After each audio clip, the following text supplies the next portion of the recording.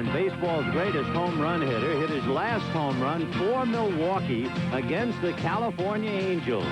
Jimmy Fox, old Double X, the pride of the Philadelphia A's and the Boston Red Sox, hit 534 home runs to the 8th on the list. And a brilliant youngster out of Oklahoma, the switch-hitting Mickey Mantle, is the number 6 home run hitter on the all-time list.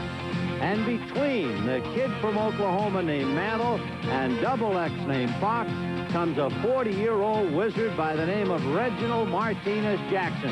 Reggie Jackson, 1 home run away from Mantle, 1 home run ahead of Jimmy Fox.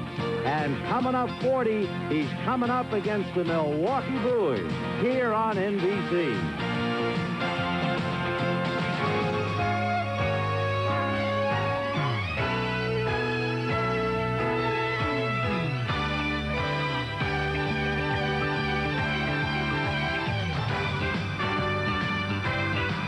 National Broadcasting Company, now in its 6th decade of bringing you baseball's memories.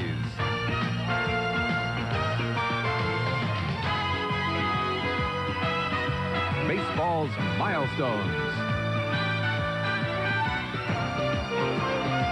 Baseball's majesty.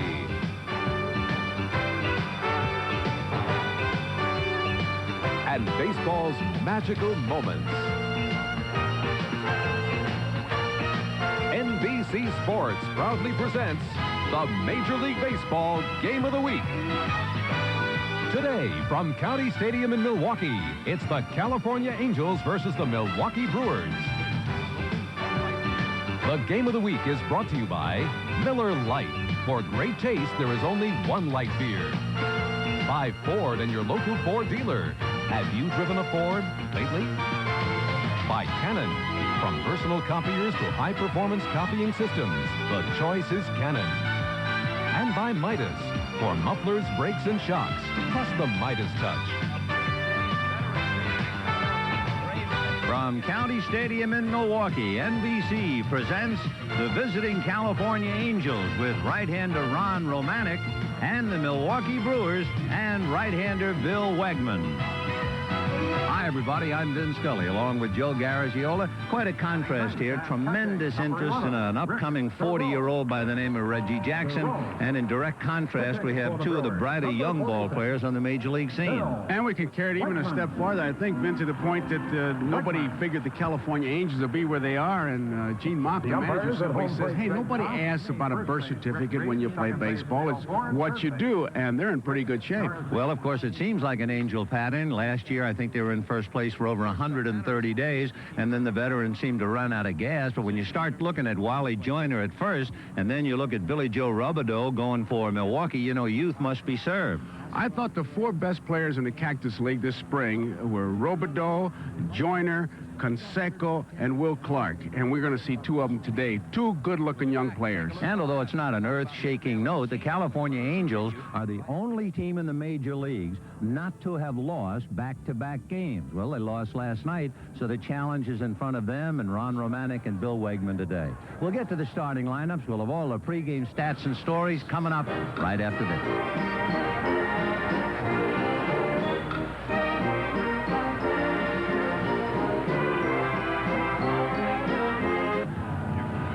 This is Gene Mock, and this is the Angels lineup for today's game. In center field, and leading off is baseball's finest center fielder, Gary Pettis. Hitting at the number 2 spot is Rob Wilfong, who's playing like Rob Wilfong of old. Number 3 hitter is Wally Joyner. And people that remember Mickey Byrne are going to see almost a reincarnation. Fine young player. If Casey Stengel were still alive, he'd say the amazing Reggie Jackson is hitting in the cleanup spot.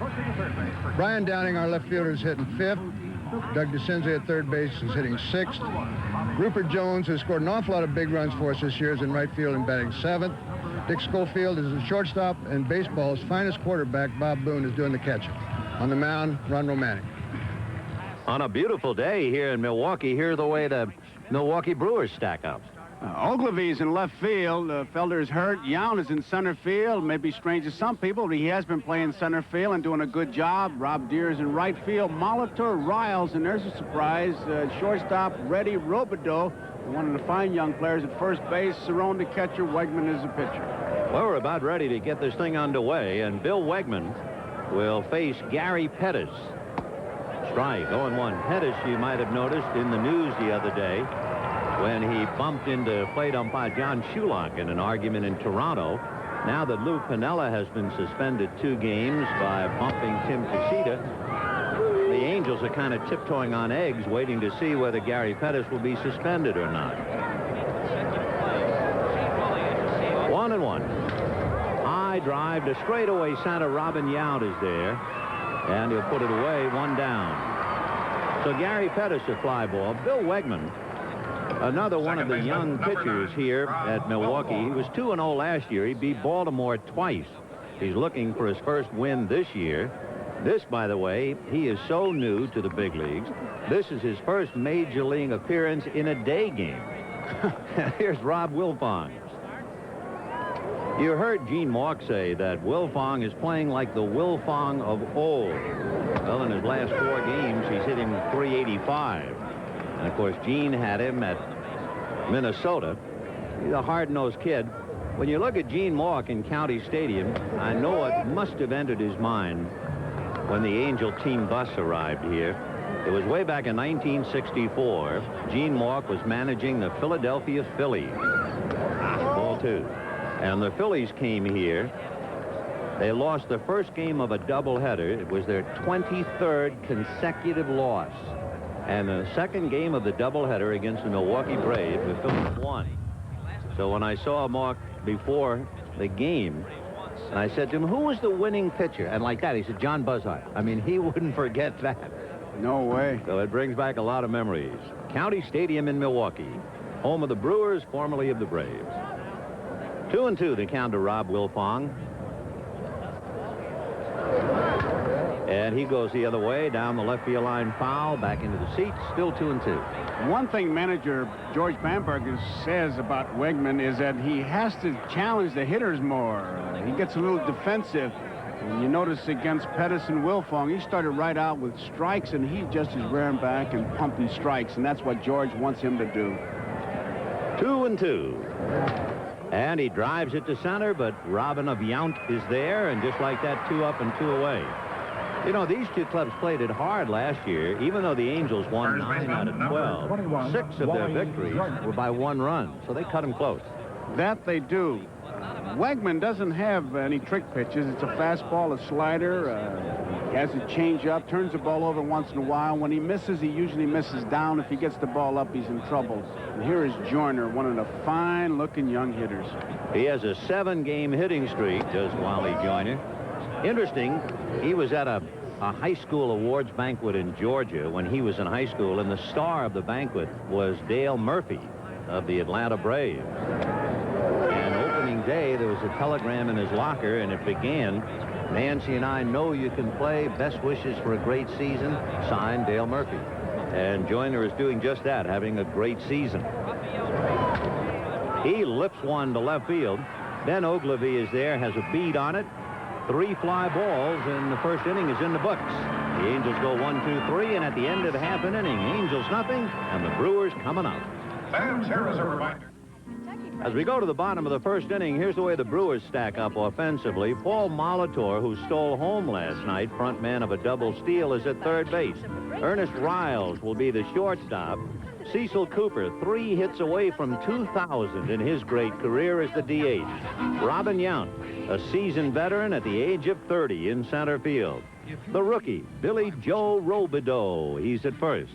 Ben Ogilvie, who has had his problems, but he's back in the starting lineup in left field. The strong man on the ball club, if he makes contact, Rob Deere in right.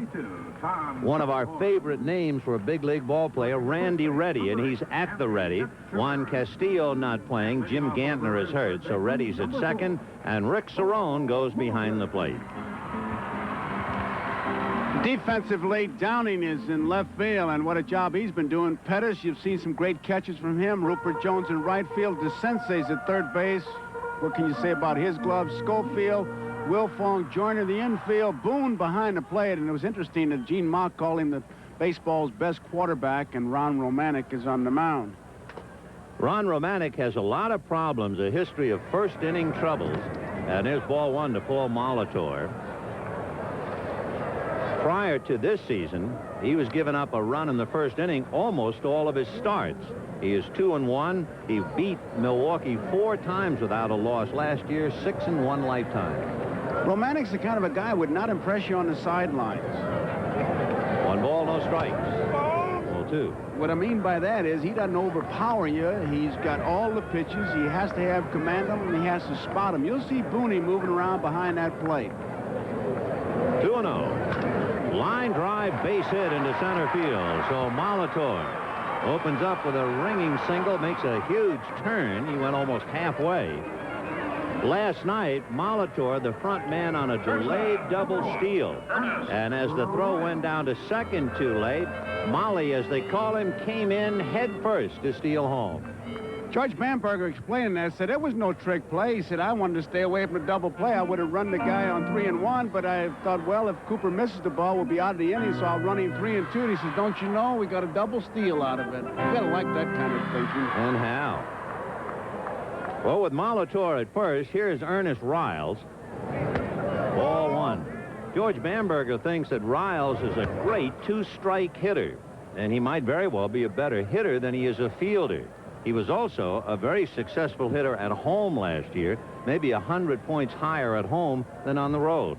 Vin, I first saw him at the Baseball Decathlon show, which will be coming up on NBC, and he's got more power than I thought he had. Oh, we see now Romanek works him, and that's a little low. Ball 2. He almost won the home run hitting contest. Really? Who was in the contest? Von Hayes, Tony Gwynn, Mike Schmidt, and this kid came up there, and he started popping them out like crazy. Ernest Riles with Molitor at first, nobody out, just the start of the ball game. Remember, the Angels, the only team in the major leagues not to have lost back-to-back games. Ground ball to Joyner. He goes to shortstop for 1, back to first, not in time. The runner stopped immediately. Paul Molitor just jammed on the brakes. And Joyner ends up off the bag. Now watch what he does here. Now, see Schofield. Wait, look where Joyner is. Cecil Cooper. Molitor, he looked like he might have been confused. I don't know what he was doing. There's Molitor. And he said, well, where'd the ball go? So with 1 out and Riles at first, here is Cecil Cooper, 3 hits away from 2,000. 1 out, first inning, no score. Breaking ball for a strike. The Angels led the major leagues last year in turning double plays, but they let that one get away. I don't know, maybe Molitor confused Joyner a little. Could be, because he just stopped right in his tracks. 0-1 to Cecil.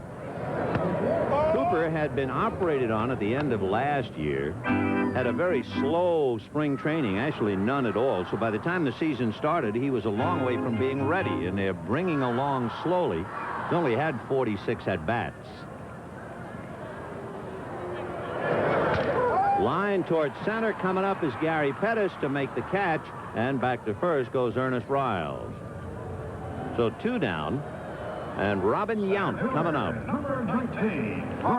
This is a good ballpark for Pettis to play center field. A lot of room. He really takes charge, and he plays a fairly shallow center field, as you saw on that last one hit by Cooper. Big ballpark for him. 402 in dead center field. It's not a big ballpark if you're a pitcher. It's only 315 down the lines, and straight away left and right only 362. Then it falls away, and the power alleys are 392, and straightaway center 402. Robin Yount with an 8-game streak and a strike.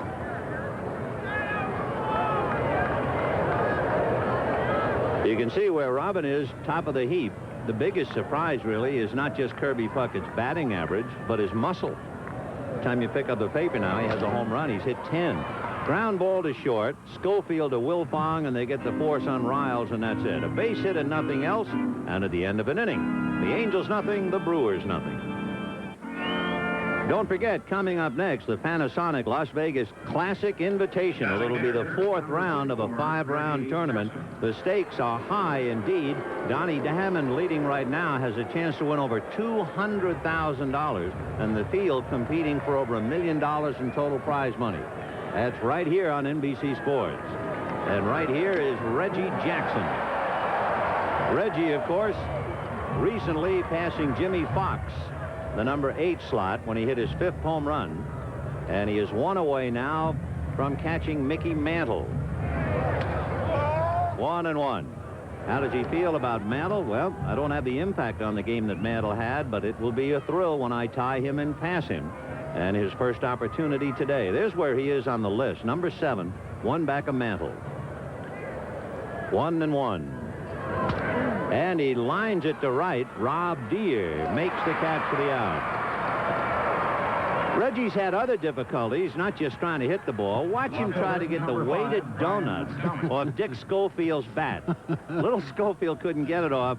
DeCinces couldn't get it off. Reggie said, wait a minute, let me have it. I mean, I wear double 4s. I've been through this. Look, I'm going to use my head, see? And first I'll hit the top of the... Well, then maybe I'll ram the... Well, now, I'm working it down. Imagine trying to get the donut off the wrong end. You know what's interesting about that? You wouldn't believe it, but it's true. They finally got that leaded donut off the bat. And Schofield went up to the plate. Sure, Jackson had touched his bat. Schofield hit a home run. Schofield's dad is here watching the game. Mark said when Schofield hit a home run the other day, he said his dad would rather see him hit a home run than get 10 straight singles.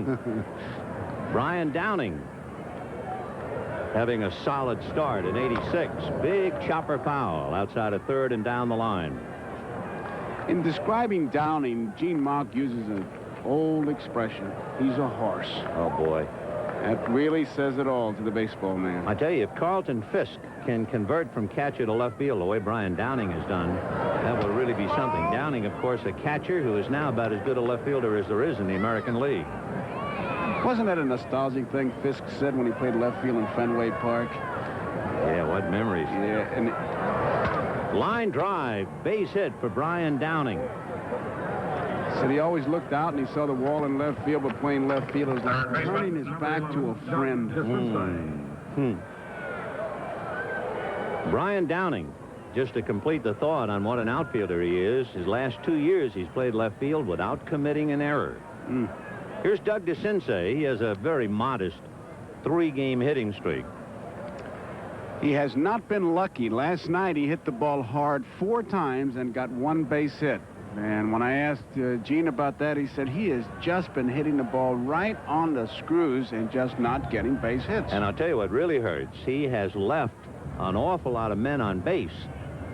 So it's really frustrating to have him hit the ball so hard and come up empty. But this time he singles to right, and Downing is on his way to third, to throw to third, gets away, backed up by Wegman in the runner's hole. So it's a good play by the rookie pitcher, Bill Wegman. He was in the right spot. Otherwise, the Angels have a run. Brian Downing was coming all the way on the ground ball. Wasn't hit that hard. He kind of breaks stride as he gets to second base, and you can see him dig. He knows he's going to have a play at third base. Slides in, the throw is off, and a good piece of hitting by DeCinces. He just saw the big gap between first and second and punched the ball right through there. So now he's hit in 4 straight. The Angels have runners at first and third, 1 out in the second inning, and Rupert Jones coming up.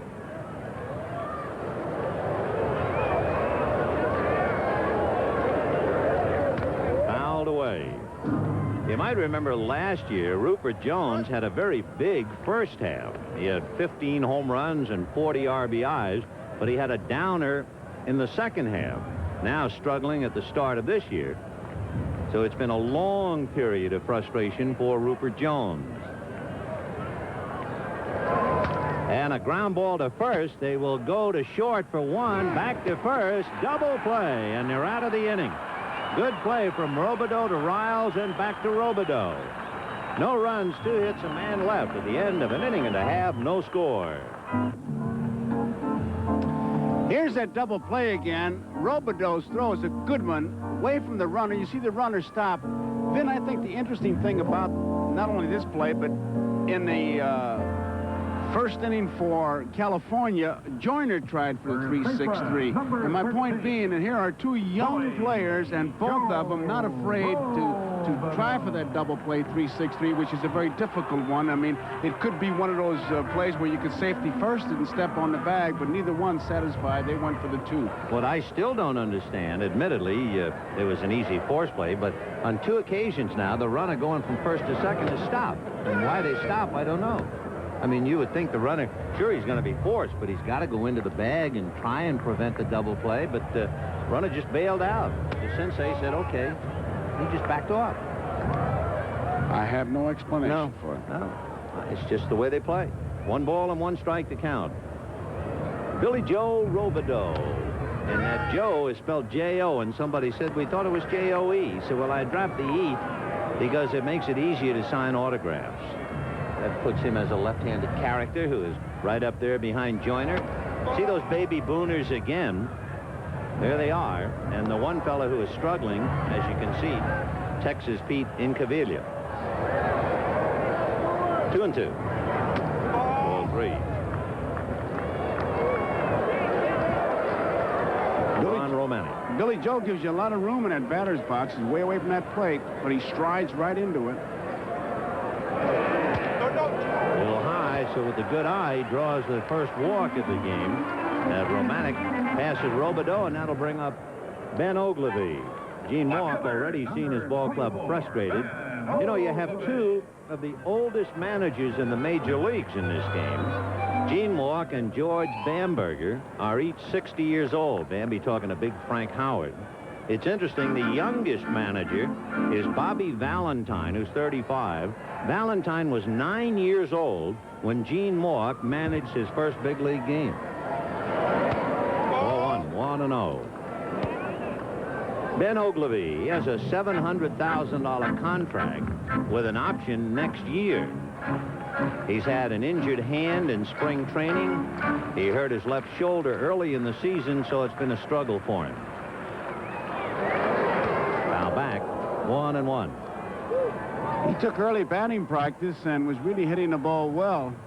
Watching him in that batting practice, it looked like he was taking a page out of Cecil Cooper's book in the way he kind of got that weight back on the back foot, the Charlie Lau theory.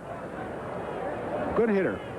Well, with that $700,000 contract and the option, he's got to get healthy and play and put up some big numbers so that the option will be exercised. 1-1.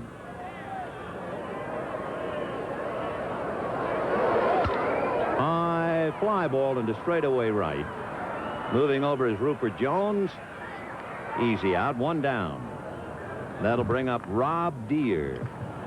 He didn't seem to have any problems with the fly ball, Rupert Jones, but it is a high sky, not many clouds up there, if any, to help the ball players. So we could see some adventures by players on pop flies. There's an adventure at home plate for Rob Deere. Deere is big and tremendously strong and very fast for a big man, but he strikes out almost half the time. In fact, he's on a pace right now to break the record, which was tied by Gorman Thomas. And if he continued his pace, he'd strike out 176 times. But you know what they like about him? Well, in his American League debut, he hit a home run against Tom Seaver, and he hit it over the Comiskey Park roof. He's about as strong as they come. Used to be with the San Francisco Giants. He's a kid from Orange, California, so he grew up less than 5 minutes from Anaheim Stadium. He's one of those kids, if he just makes contact, he's got a big chance. He leads the club with the 4 home runs.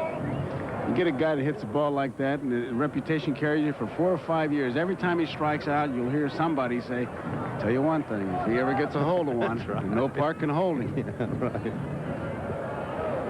Romanek is a home run pitcher, at least the last few times out. There's strike 3 on the corner to punch out Rob Deere. So he'll be above a pitcher's mantelpiece if he keeps striking out. 2 down.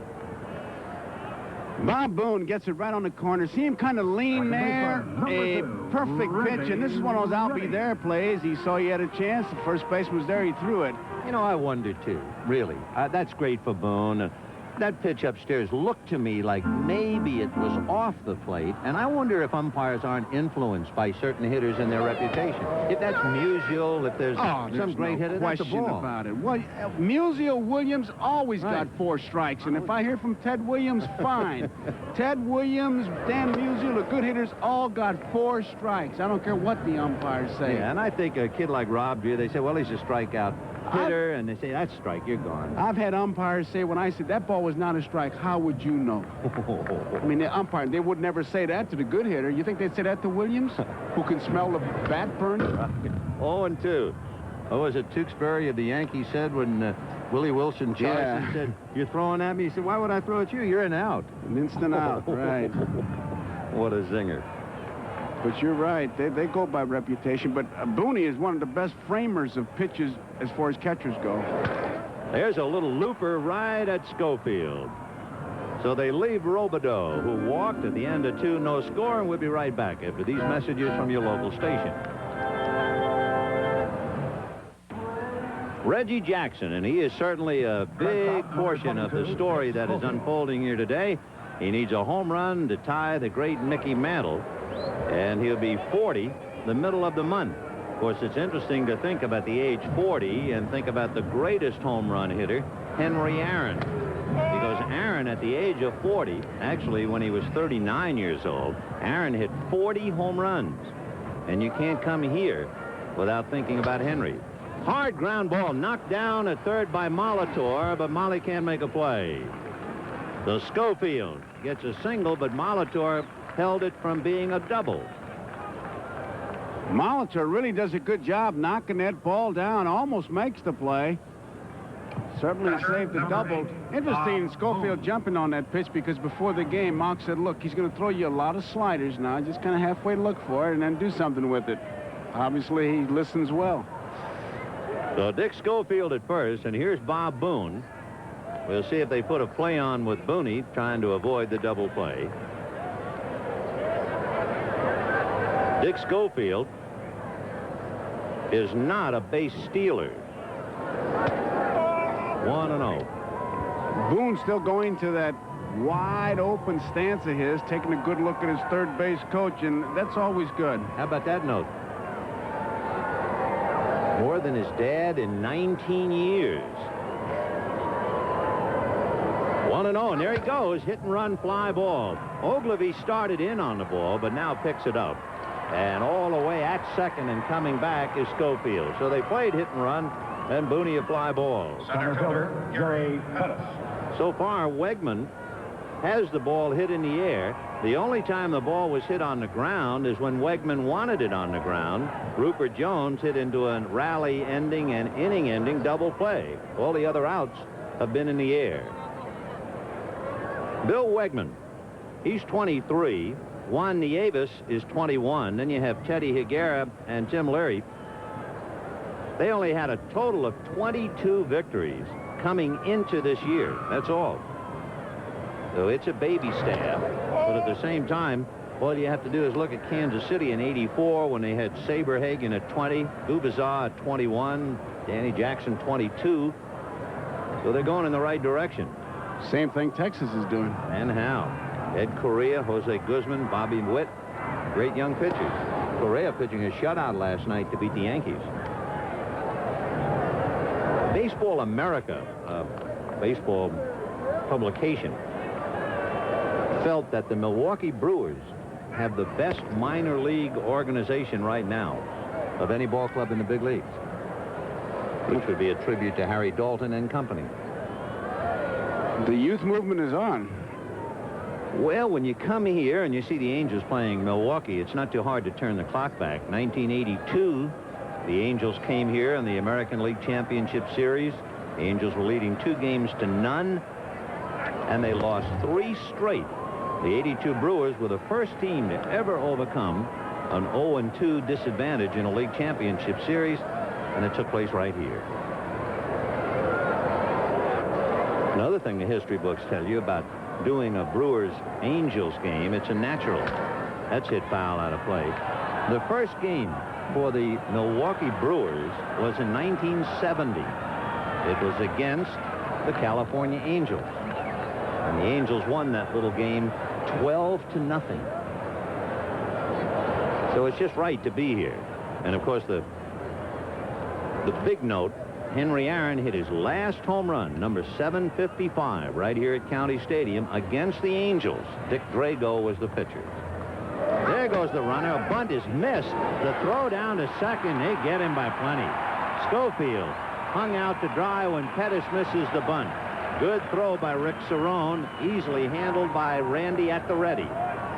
Surprising that they would even run him because Pettis does strike out a lot. He was bunting for the base hit is what he was doing. Cerrone's throw is a perfect throw in plenty of time, and Schofield is an easy out. You know, you mentioned a good point about Pettis, and the Angels would love to have Pettis be the leadoff man every single day. But his problem is making contact, and Schofield would take the stand to explain what happens to you if Pettis doesn't make contact. 1-2. Well, there he goes, punched out, and that's that. No runs, a hit, nobody left. And at the end of 2.5 innings, the Angels nothing and Milwaukee nothing. This is Bill McAtee in New York. Top of the second in Philadelphia, and the Atlanta Braves have had a big inning. Andres Thomas with a double into the alley in left center. That brings home Bob Horner, who had singled. The Braves got 3 more, and it is now 4-0 Atlanta. Let's send you back to Vin and Joe. Number 11. The Atlanta Braves starting to manufacture some runs for Chuck Tanner. Seems like they come in spurts for just about every team. Everyone seems to have dry spells and then suddenly picks up a bucketful. Now we go to the bottom of the third, no score. It'll be Rick Cerrone, Paul Molitor, and Ernest Riles.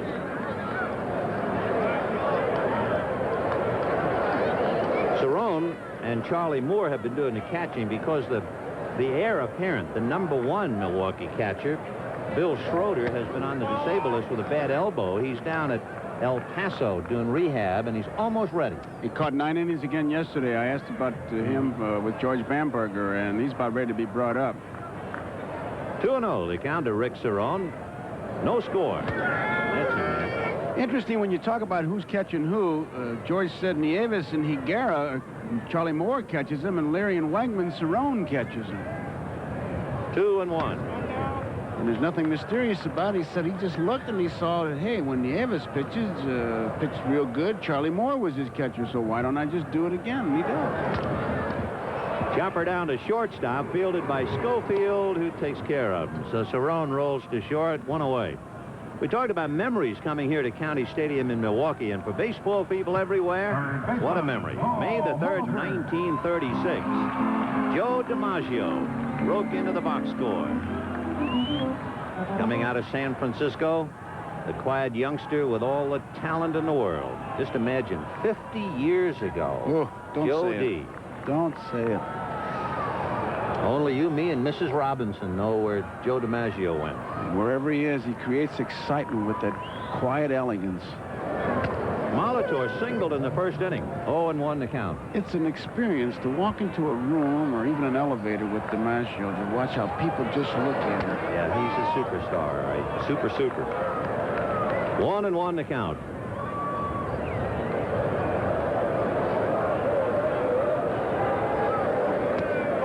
Yes, missed.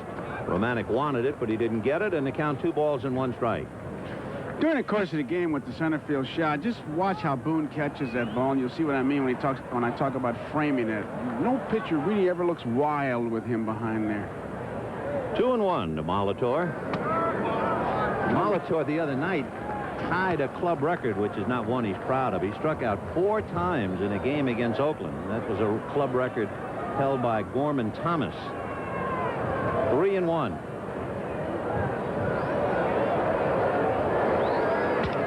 Shot right up the middle. It almost got a piece of Romanek, and Romanek almost got a piece of the ball. It just got by his glove. You mentioned records and you mentioned DiMaggio. I was looking at a record book just to pass time on the plane. And you know the record I want to live long enough to see broken? What's that? His streak? No. When it says putouts by a first baseman in an inning 3. I'd like to see that broken. What kind of record is that? Record. Here's Ernest Riles, who hit into a force play in the first inning. 4-1, 1-0. You know, an interesting point. look at DiMaggio, you think of Gehrig, you think of the great Yankees, and you start thinking of consecutive game streaks. You think of Steve Garvey, you think of Dale Murphy's streak alive, Cal Ripken Jr. And Ripken made a great point. 1 ball and no strikes to Riles. The runner going, ground ball. Up with it is Joyner. The play at second is late, and the pitcher forgot to cover at first. Romanek was late getting over, and Schofield had nowhere to throw the ball. So the Angels have a mental letdown there. Joyner had to go far to his right to get it. Watch, he makes a good play. Now, there's a good break by Molitor. Joyner's only play really is to second base, and it's not even close, and Schofield can't do anything because Romanek, he turned into a spectator. He's going to watch, and he says, oh, I better get over there, and he's really not busting really hard to get over there. He kind of jogged over there, and it cost him. Yeah, he was really going towards the line. Now, they'll teach a pitcher to angle so that you can hit the inside of the bag with your right foot and stay out of the runner's way, but he was just going straight towards the foul line. We'll see now if the Brewers can cash that mistake in. 2 on, 1 out. 0-1 to Cecil Cooper. And a very tough man with runners in scoring position. He has 5 RBIs, and he's 4 for 8 in that kind of a spot. Like 0-2 to Cecil Cooper. There was a perfect example, as we look at the on-deck hitter, Robin Yount, of what I was talking about with Boone, the way he caught that ball. He didn't catch it with the face of the glove up. He caught it sideways where the ball was in the strike zone. 0-2. And down goes Cecil Cooper. A big out for Romanek. That's his second strikeout. And the batter will be Robin Yount, coming up with an 8-game hitting streak. The Brewers have come a long way from 1982, and they've really had a power outage here. In 1982, the team hit 216 home runs. But they have tailed off considerably in the power department. In fact, up here they say they've gone from Brew Crew to New Crew. And with 2 on, here's a member of the Brew Crew, Robin Yount. Robin Yount took the first pitch all night last night, and he took the first pitch first time up. I had to look for him to jump on this one. In the dirt, and coming over to third is Molitor. So Romanek bouncing one for a wild pitch. Molitor, good piece of base running. Trailing the play was Riles, but he stays at first base. I mean, that's a good block by Boone, because it was a 55-foot curveball, and nothing Boone could do but eat it once he picks it up. You see him checking Riles. Riles didn't move. There you can see the power outage here as they have tailed off. Came back a little bit last year, but they're just not a power-hitting team. And George Bamberger doesn't really believe in hit and run, nor does the team steal.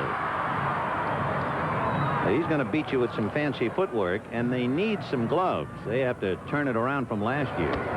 Last year, among the Brewers' problems, they led the league in unearned runs allowed. They played fast and loose with the baseball, and George Bamberger has to tighten that up considerably. 2-0, the count to Robin Yount. First and third, 2 out in the third, no score.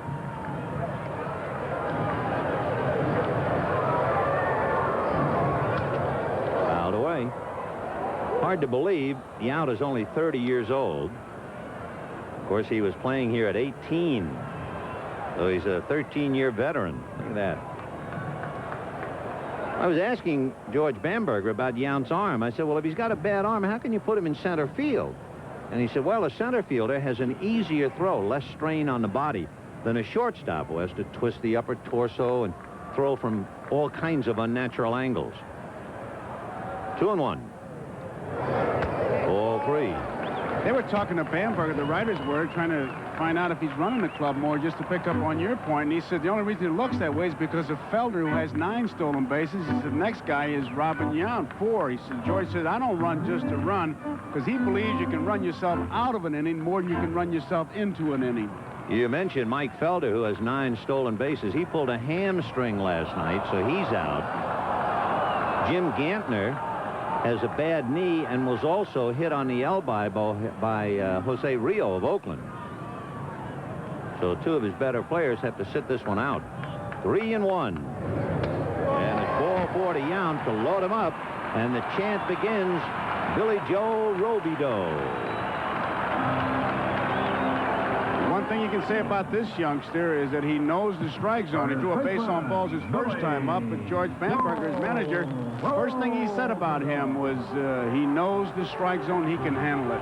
Well, just to listen to the public address announcer here is an experience calling out all those syllables. He drags every one of them out. So it's a battle cry, and with the bases loaded and 2 down, no score in the third, Ron Romanek in a jam, pitching from a stretch.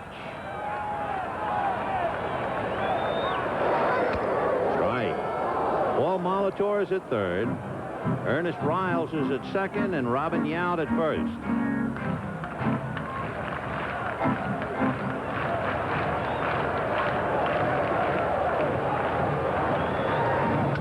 High fly ball, and it's playable, and Gary Pettis is there to put it away. And that's it.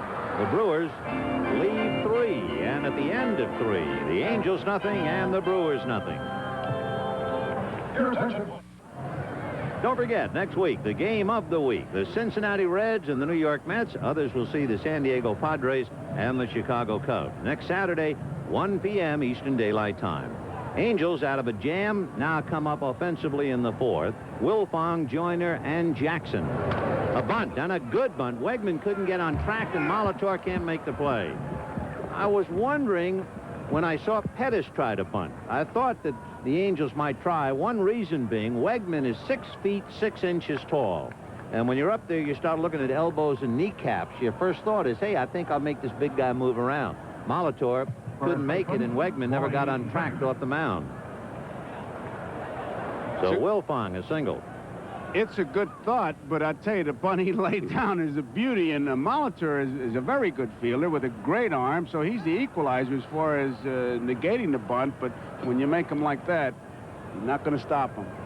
So now the Angels with Wilfong at first and Wally Joyner at the plate. Joyner had a bunt single last night, his second of the year. He flied to left in the first inning. Gene just raves about, Malk raves about this youngster Joyner. He was the one hit the home run when that in the Metrodome when the tarp tore. They call him Wally World. Remember that Chevy Chase movie? Well, here's Wally World. Malk said it was like watching The Natural. He said the speaker started to sway, a lot of noise, and he just stood there and finally hit the home run to end it. That's a strike. 1-1. For the Angels, the highest batting average ever turned in by a rookie, Carney Lansford, hit .294, and this fella might very well hit well above that. 1-1 to Joyner. No score. Top of the 4th inning. Wilfong at first. On deck, Reggie Jackson. 2-1.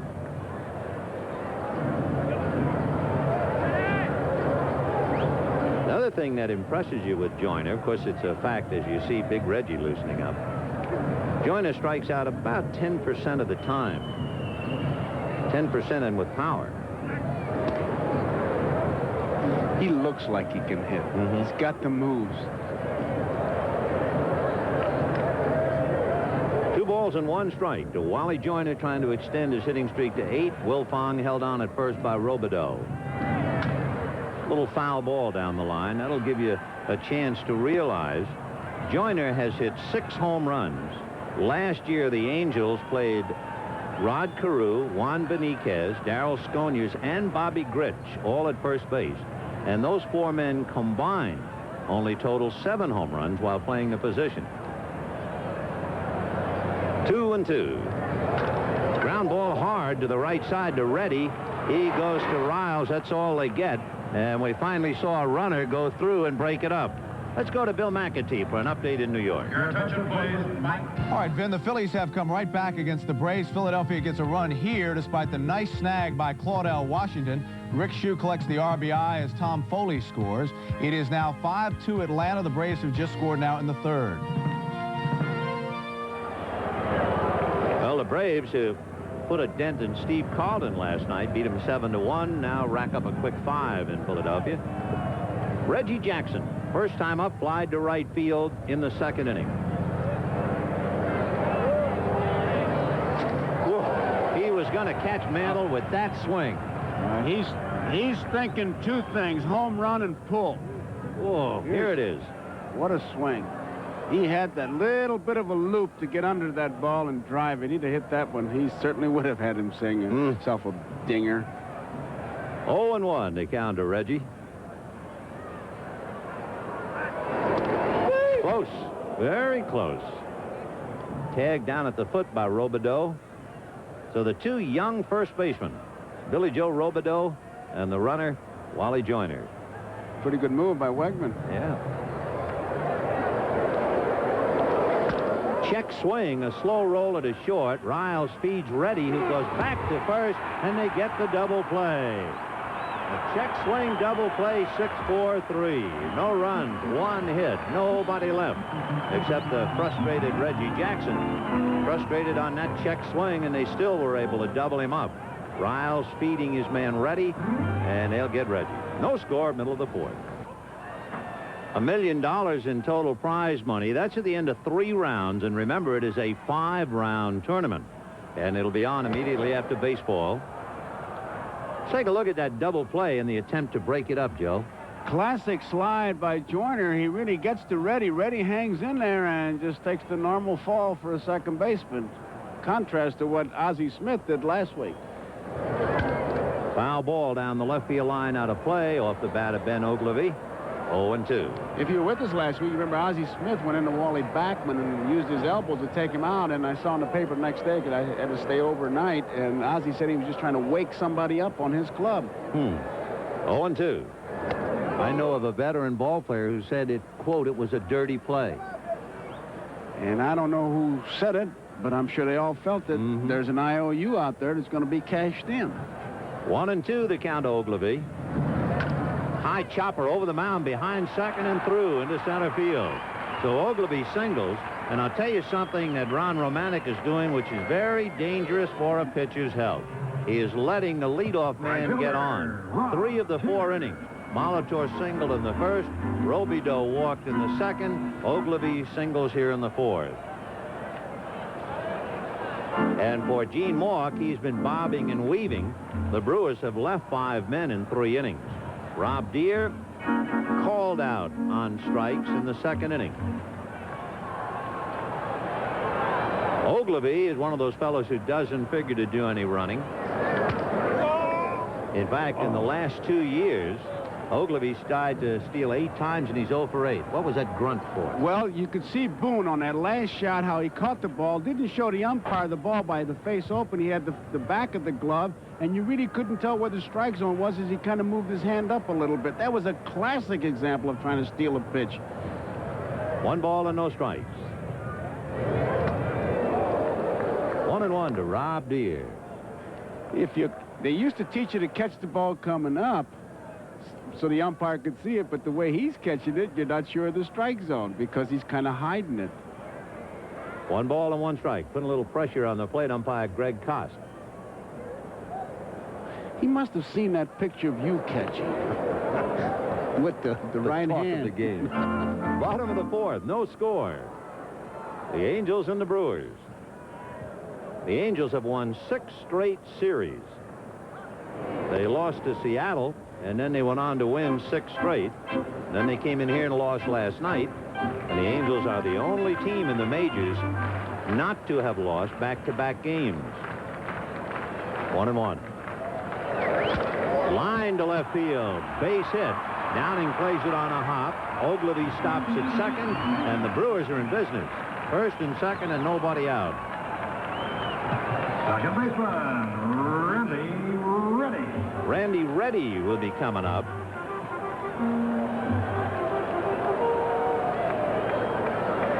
So Ron Romanek in trouble here. He's been looking at people on base all day. He has not been able to retire the side in order, and he's put Mauch with Marcel Latchman, the pitching coach, with the ringer a little bit. So Romanek working on Randy Reddy. Reggie's from San Mateo, California. He had personal highs in almost everything but home runs last year. He's not that kind of a hitter. I guess his biggest thrill, he went 5 for 5 against the Yankees in a game. Pickoff play, not in time, as Ogilvy, like Daddy Longlegs, goes back standing up. Boone behind the plate likes to throw, so when they missed bunt, look for a possible throw from Boone to any base. Rick Cerrone follows, and Reggie is bunting up on third. Good bunt. Picked up and thrown on a bounce in time, and Andy Etchebarren is going to be all over Rick Reed. He said he didn't have control of it, that he was bobbling the ball up around his chest. And the first base umpire said no, and now George Bamberg is going out to argue with Rick Reed. I tell you, that was a beautiful bunt because Romanek looked like he was going to make the play, and he let it go between his legs. And the sensei could not watch this now. It's just a perfect bunt. The grass a little bit high, grabs it. Romanek thinks he's going to make a play. Now, the sensei does not have a good grip. Actually throws a palm ball over there. And Wilfong catches it against his chest, and the umpire behind the play, Reed. Yeah, I don't know how he could see. He did not see it. No. No way he could see it. He was out of position. He sure was. The umpire is down the line. He couldn't tell what the first baseman was doing. He's not even in the picture. That tells you something. Yep. So Rick Reed has called it, and that's the way it will be. First base open, and Cerrone the hitter for a strike. 0-1. Sacrifice, advancing Deere to second and Ogilvy to third. Wilfong made quite a play. He's had one big year, and then after that, somebody just turned the tap off. He had 14 home runs in 1980, and he has accomplished that fact over the next 5 years. Out away, 0-2. No score, bottom of the fourth inning. The Brewers at second and third, and remember, they've stranded 5. They left the bases loaded in the third inning. Look at that.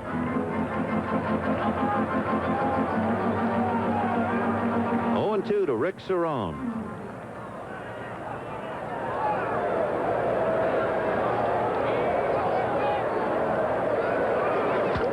Ground ball to the right side. It is going to be plugged up by Wilfong to get him, and scoring is Ogilvy as Deere takes third.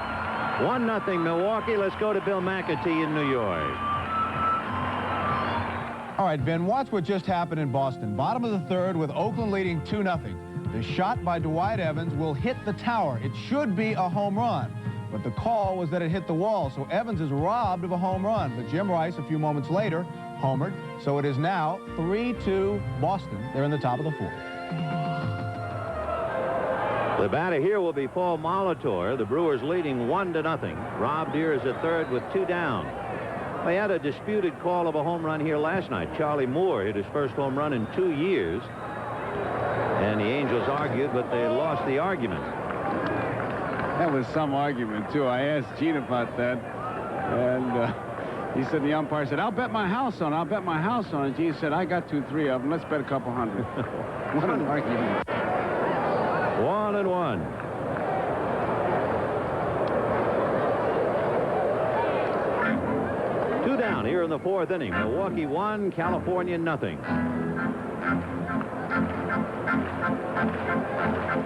Molitor is 2 for 2. Single to center in the first and again in the third. Strike. 1-2.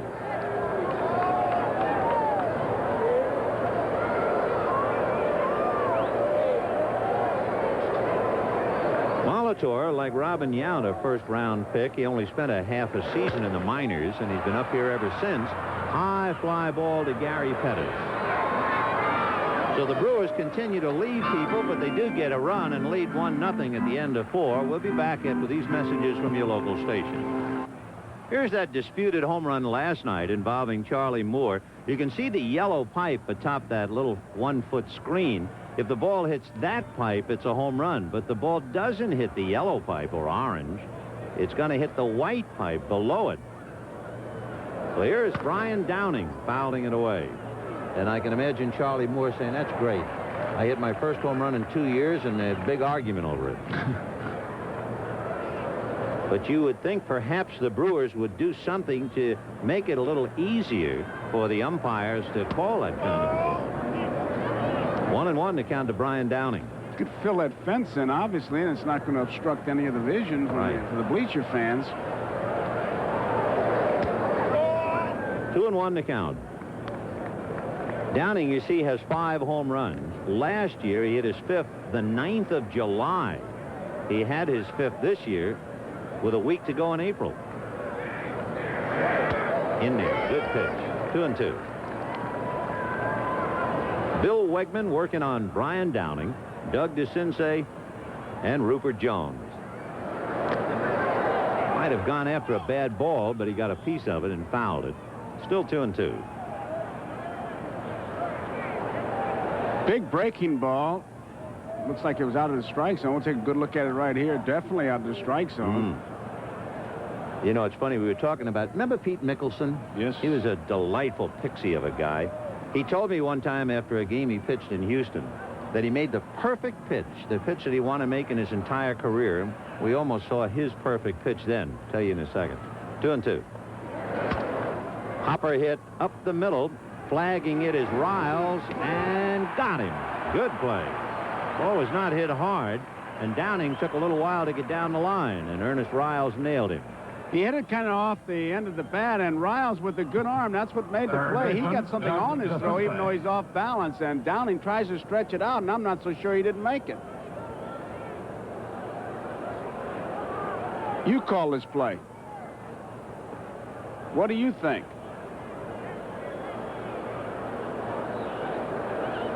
I say safe. You say nothing. No, why bother? It's I out. say tomato. It's in the book. You say tomato. Tomato. Okay. Strike.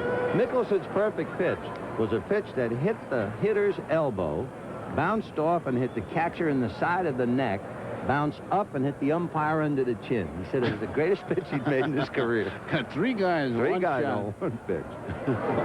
1-1 to count to Doug DeCinces. He singled a right in the second inning. He's hitting 4 straight. And you know, you just saw Ernest Riles make that twisting off-balance throw to first. And he's going to have to make another one. And he can't. Recovers, throws, got him, and it's dropped at first. But it points up why Robin Yount can't play short anymore, having to twist and turn like that, and why he is much better off making the complete overhand throw from center field. Right fielder, They played that ball like it had a battery in it, and it was running on a battery. Riles butchered it, and it comes right back up to him, butchered. One hop, gets it, and Robideau drops it. And he got the error. Yep. So with DeCinces at first, 1 out in the 5th, 1-0 in favor of Milwaukee. Rupert Jones hit into a double play in the second inning.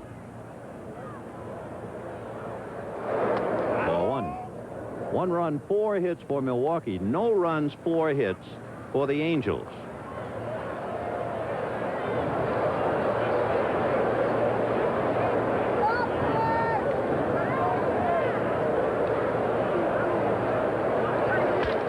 High drive, hooking into deep right center field. Deere and Yount in pursuit. It's against the wall. Rear hurrying the ball back in, and the relay to the plate is a good throw. Randy Reddy made a perfect throw, receiving the toss from right fielder Rob Deere. DeCinces lost that play between second and third. He was coming all the way, but he just didn't have it, and the relay is a perfect one to Reddy. And I mean, it's not even close. Cerrone's got plenty of time to block the plate and wait for DeCinces. Here's where he loses it, right there. He's digging as hard as he can go, but the suction cups on the shoes are catching him. After this play, and it might be because of the slide, but DeCinces limped noticeably going into the Angel dugout. So with 1 out, they sent him in. Look at Reddy. He is really at the ready. A perfect throw to Cerrone. Oh, that's room service. Look how easily he can block that plate, protect the ball. Here's DeCinces. Right here is where he loses it. You can see he's not hitting full stride. He's looking, and he says, I'm going to try to score, but he wasn't really gunning.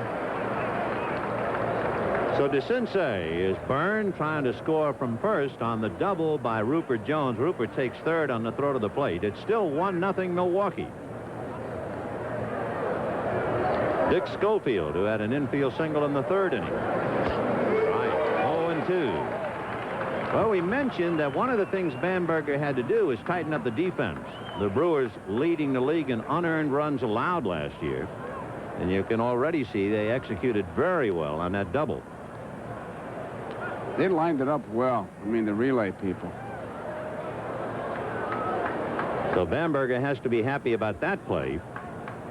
Now the strike 2 pitch to Schofield. 1-2. We're in the top of the fifth. 1-0 Milwaukee. Tying run at third for the Angels. Seeing Etchebarren over there next to Bamberger, and we were talking about it before the game, the near tragic fire in spring training, which Tony Muser is still out. And it's a little looper, and it's going to fall. Base hit. That gets the run home, Jones. And we have a brand new ball game, 1-1. So Schofield just hits a little, I was going to say dying quail, but for him we'll say a dying duck. Tony Muser, one of the coaches who was injured in that fire, they expect him to join the club May 9th, 10th, and 11th when the Brewers got to California. So we'd be glad to see Tony come back. Herm Starrett, the pitching coach, and he was seriously burned. Thank the good Lord he's back here. Larry Haney talking about it, he said he looked down, his arm was on fire. Etchebarren. And they said of all the guys, it was Muser who had the greatest sense of humor. They have a song here. I'll tell you about it in a minute. They have a song here, Brewers Turn the Heat Up. And when Muser was laying down, I mean, he was burned. He said they can take that song and forget about it. What a sense of humor. What a guy. And we're so glad he's coming back. Popped it up. Around the plate, Rick Cerrone is calling. Coming down is Molitor. And they look at each other. And apparently Cerrone must have heard Molitor saying, take it, and he misunderstood what he said. That's exactly what happened. You could hear Molitor holler, take it, and that's just not good. It's either I got it. It's never take it. He's got it all the way here. Now he hears the voice, and then he loses it. When I was trying to play ball in college, we had a shortstop, and the ball was hit in the air, and he said, I got it, and he caught it, came in, and our coach said, young man, you're representing an educational institution. You don't say, I got it. You say, I have it. I have it. Have it. I see. So the next time there was a pop fly, and he started to say, I got it, and then he tried to switch to I have it, and while he was making up his mind, he dropped the ball. Grammatically, he was correct. Yeah, right. 1-1 to count to Bob Boone. It's a 1-1 tie in the fifth inning. The Angels a run on a half a dozen hits, and Milwaukee a run, 4 hits, and 2 errors. Now let's see what Boone does. In the old days, not too many years ago, you wouldn't pin an error on Cerrone until you saw what Boone did. The error was always after the fact. In other words, if Boone makes out, they say, well, he didn't capitalize on it. We won't give you an error. But now they call it immediately. You're stuck with the error no matter what. I think that's wrong. 2-1. Well, I always did like that idea. Not that we need another category for statistics, but I've always liked that team error conflict. Right. And the idea of Molitor hollering when he shouldn't have, that's a team error. You see Boston leading Oakland in the 4th, and Seattle doing the same with Toronto. 2-2 to Bob Boone. And he drives it to left, hooking down the line, going foul and out of play. You're talking about Pixie guys, right? Yeah. Remember Pete Castellone? Oh, sure. A lot of times on the foul ball that went up, you know what he'd holler? No. It's up there. It's up there. Ron Fairley is here broadcasting for the Angels. He was a rookie first baseman with the bases loaded for the Dodgers. High pop fly. Jim Gilliam kind of ambled over next to him and said, don't get hurt. Fouled away. 2-2. 1-1 in the 5th inning. Don't get hurt. Boone flied to left in the 3rd. Boone's a remarkable player. If he catches 100 games this year, he is going to become the 4th on the all-time list of catchers. And even though he's the oldest catcher in the majors, He led the American League in games played and starts behind the plate. Quite a guy. 2-2. And he promptly just lays the bat on the ball. That's one of those perfect swings to illustrate that old phrase. He didn't really take a big rip. He just met it. That's the way Schofield hit his ball to right.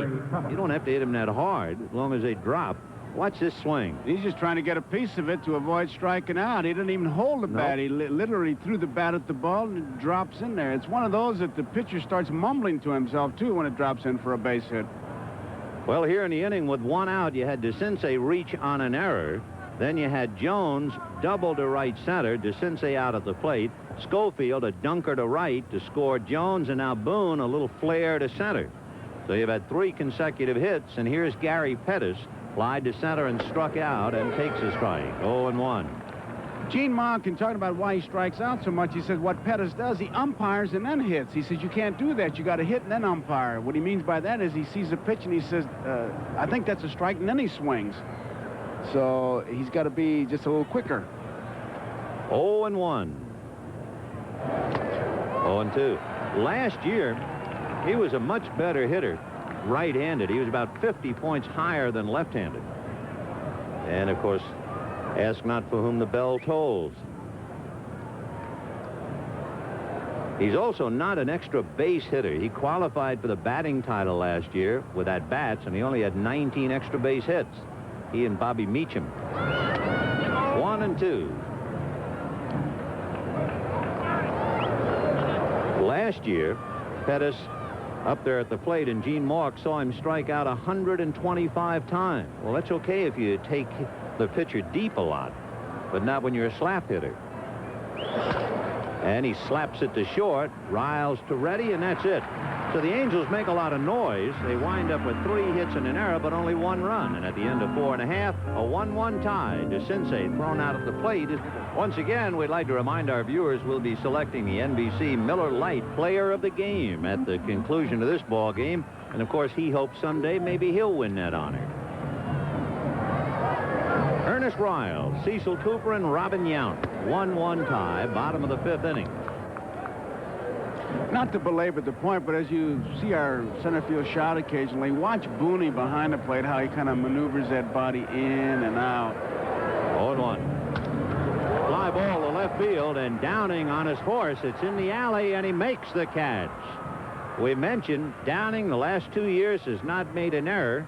He has become an outstanding outfielder, and he really had to go and get it.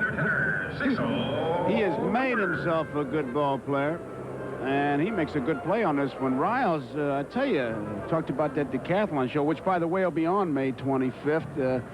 You'll see good natural ability being tested with high-tech equipment, but Riles showed great power in that show. Well, here's Cecil Cooper now. Ball 1, 1-0. He had elbow surgery in the offseason. Coop last year was hitting over 300 with a week to go. And then I guess the elbow and the pain just got to be too much. He went 0 for his last 22 at-bats. So you look at his year-end average, it was under 300.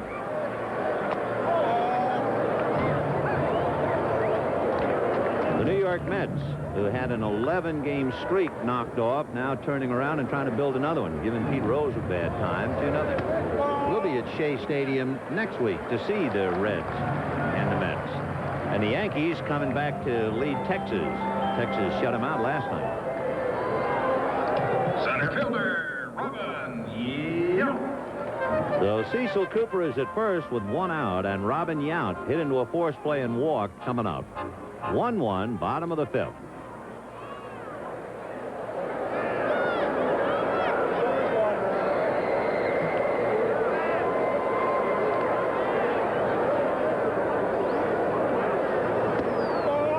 One ball and no strikes. Brewers getting at least 1 man on base in every inning. They've stranded 6 in the first 4 innings, including the bases loaded. Ron Romanek, who is 6-1 lifetime with the Brewers. He beat them 4 times without a loss last year. His favorite team.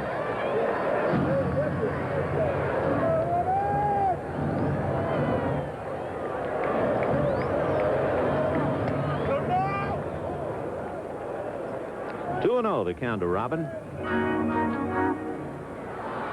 Tom Treblehorn coaching at third, and Yount taking a look down there. If you gave him the take sign right now, you'd see Yount just faint. Dead faint. Yount is the perfect number 2 hitter. Not so much a perfect number 4 hitter. But Bamberger doing the best he can with what he has.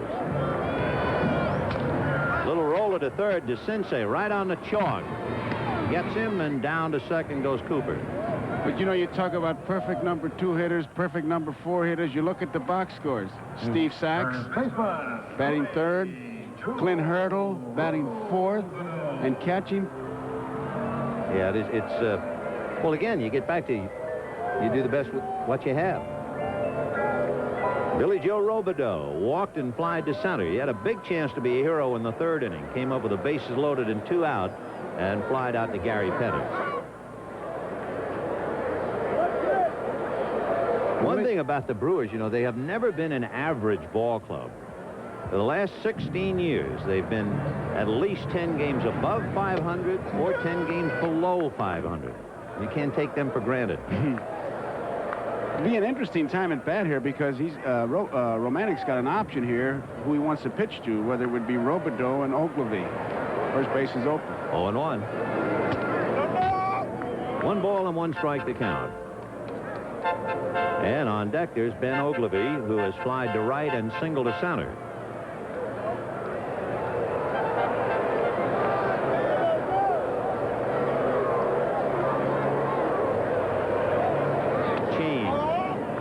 It's a 3-fingered change. 2 balls and 1 strike to count.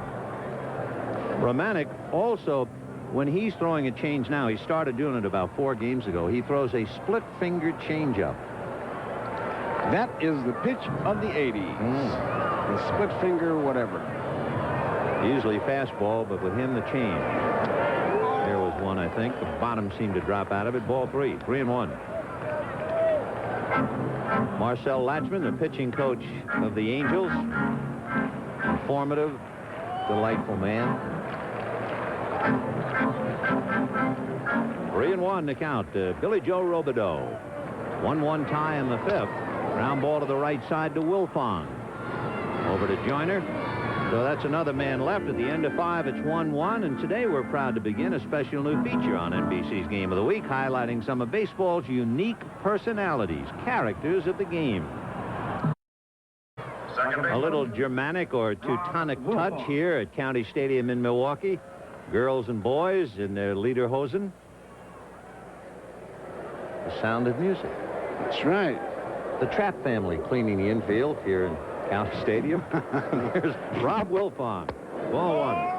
Wilfong, Joyner, and Jackson in a 1-1 tie in the 6th. Wegman has made 66 pitches, 39 pitches in the first 4, and he's 26 pitches in the 5th inning alone, and now 2 here. 1-1 to count. Well, let's see. John Butcher the other day, 170-some-odd pitches in his game. There's a drive into right field. Base hit for Wilfong. He's 2 for 3. Well, Wilfong has really been hot now in the last 5 games. Why he's playing second base today. Wally Joyner. And Wally Joyner coming up. The Angels have 8 hits, but only 1 run. Had 1 man thrown out of the plate. Joyner flied to left, hit into a force play. He has hit in 7 straight. Ball 1. Waiting his turn on deck. And, of course, each time he comes out on deck, it's like having the leading man just outside the curtain, waiting to perform. Reggie Jackson waiting for perhaps a most meaningful at-bat. He's one of those guys that when he gets in the batter's box, he's in scoring position. Oh, sure.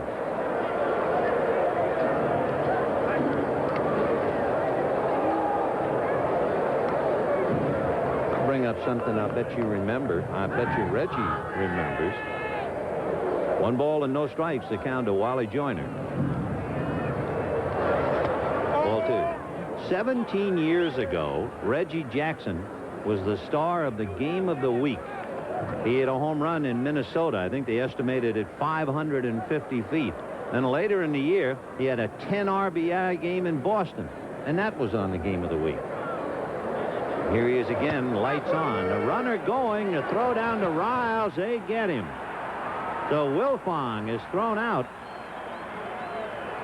as Cerrone nails his second man. He got Schofield in the third inning. I guess a busted play. That's 10 of 22 for Cerrone, and I mean, he makes a perfect throw. Easy ball to handle. Look at this. He has to wait for the runner. Infielders love that. 2-1 to count to Joyner. In there, 2-2. That was a busted play on that last replay. Yeah. You could see the base runner, Wilfong, looking to see what's happening with the batter. Anytime you see that, that's a hit-and-run play. That's not run and hit. Yeah, Wilfong going on a 2-0 pitch. That thing came apart at the seams. So 3-2 the count. So the Angels probably muttering to themselves a little bit. Wilfong stole 4 bases last year, so you know he's not that much of a threat, and that ball has got a chance. It's gone. So right after what appeared to be a missed sign and Wilfong is erased, Joyner hits a home run, and it makes it 2-1 California, and that gives Joyner 7 home runs, and that equals the output at first base for home runs by Carew, Beniquez, Sconiers, and Grich all last year. Looked like a low fastball. It is, and I mean, he just goes down, gets it, and he really follows that thing. He's looking at it. He knows it's got a chance, and boom, out of here. What a swing. So Wally Joyner hits it out to make it 2-1 California, and now here's Reggie. Last year, he hit 5 home runs against Milwaukee. He has hit 28 home runs in his career at County Stadium. That's the most in any American League park where he wasn't a home player, like at New York, Oakland, Baltimore, and Anaheim. So we'll see if he can get the most out of this at-bat.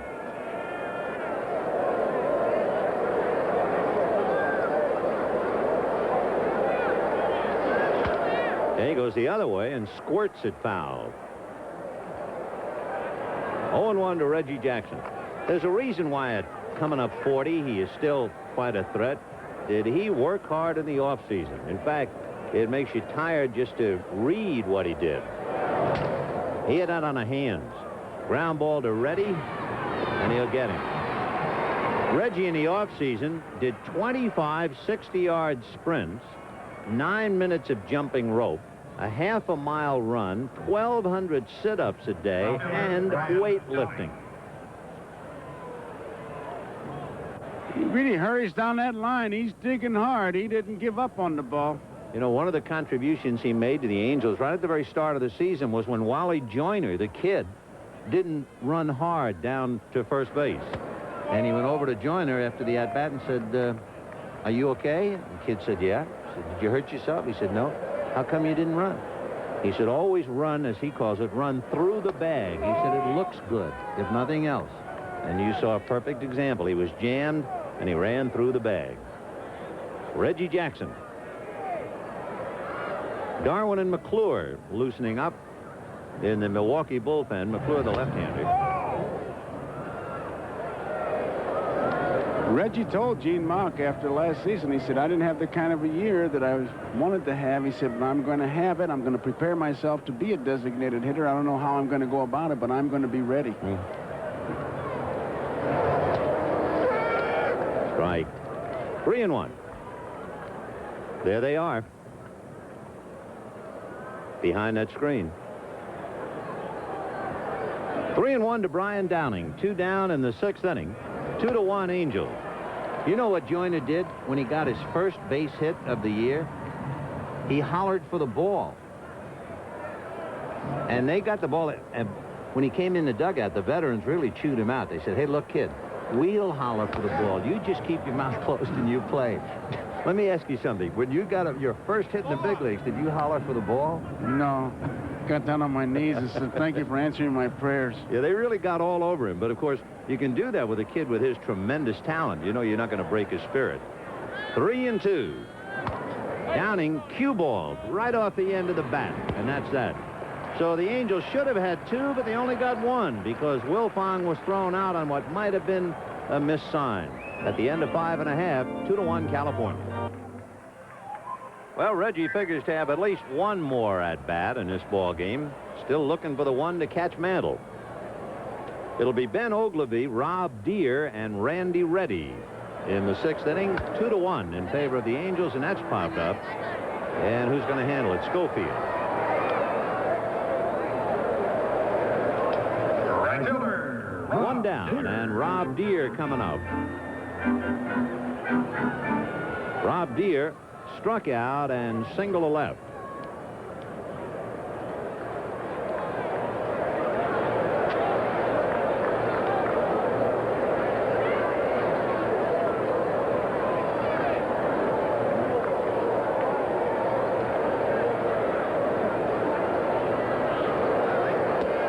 Off speed with that breaking ball. 1 ball and no strikes to count.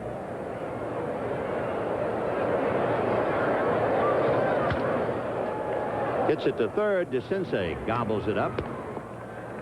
2 down. The Angels were on a tough road trip going to Toronto the other night, the concluding game of the series with the Blue Jays. A night game in Toronto, the end of April, beginning of May, and there was a 43-mile-an-hour wind. It was bitter. And then last night, it was not exactly tropical here in Milwaukee. Ball 1. 2 down in the 6th. 2-1 Angels. Randy Reddy made a contribution. He made that perfect relay to the plate to get to DeCinces.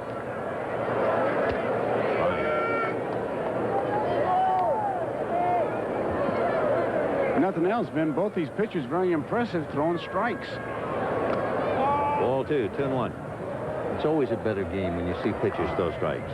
Defense has to be better because they're ready for every ball to be hit. Romanek has only walked 2 and Wegman none. 2 balls and 1 strike to Randy Reddy.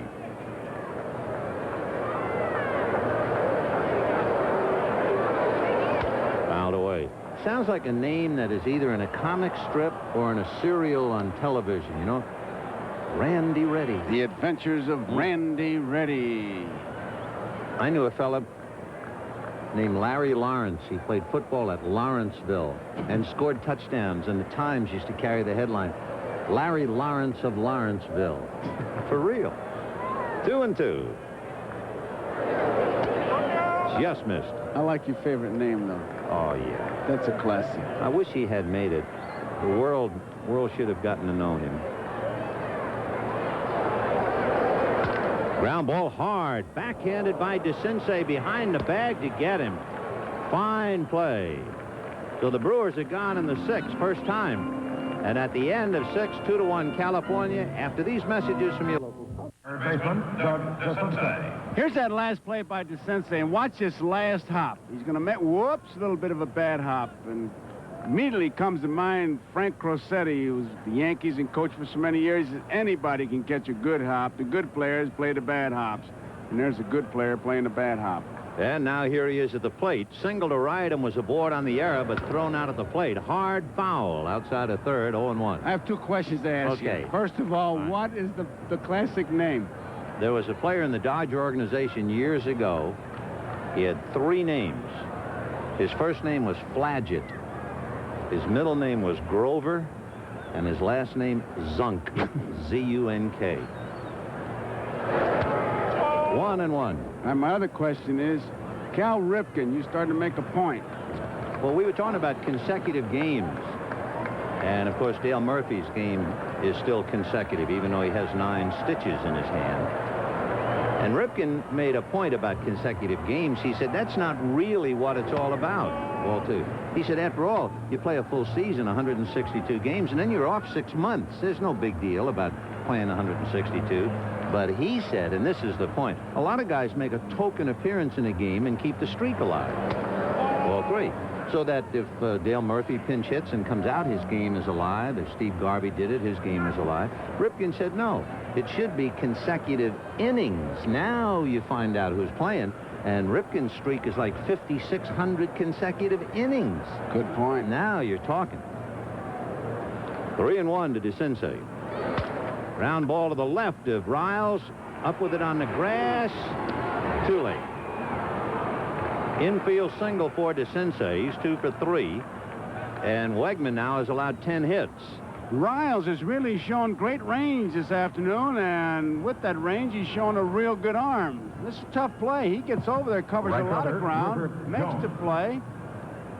Got pretty good stuff on his throw, but DeCinces able to beat it out. That's not an easy play by any means.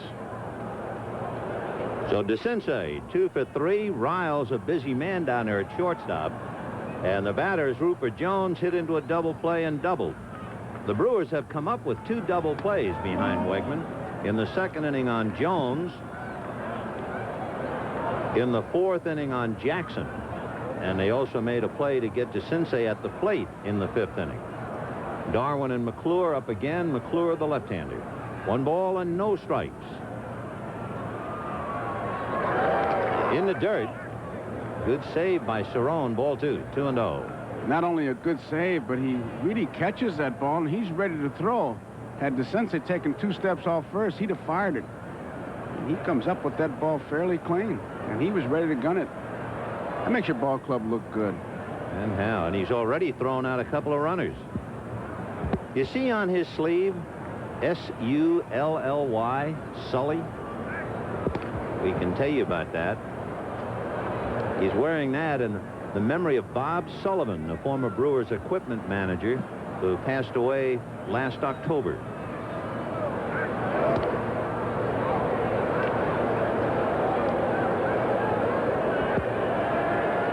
Doug DeCinces at first. Nobody out here in the 7th inning. California 2, Milwaukee 1.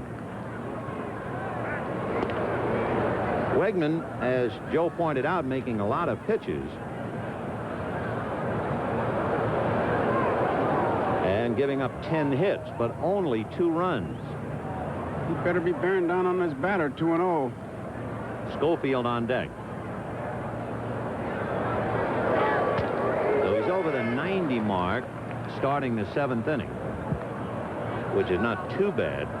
And Schofield, were you with us at the start of the game when Schofield couldn't get that leaded donut off his bat? That's really a great moment. That should be sent to Cooperstown.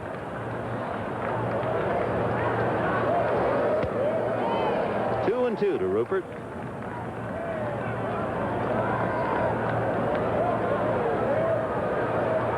In high school, Rupert played in the same outfield with Claudell Washington, who is scrambling around for the Braves against Philadelphia today.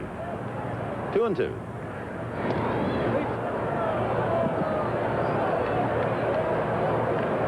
Two runs, 10 hits for the Angels. 1 run, 4 hits for Milwaukee. We're in the top of the 7th.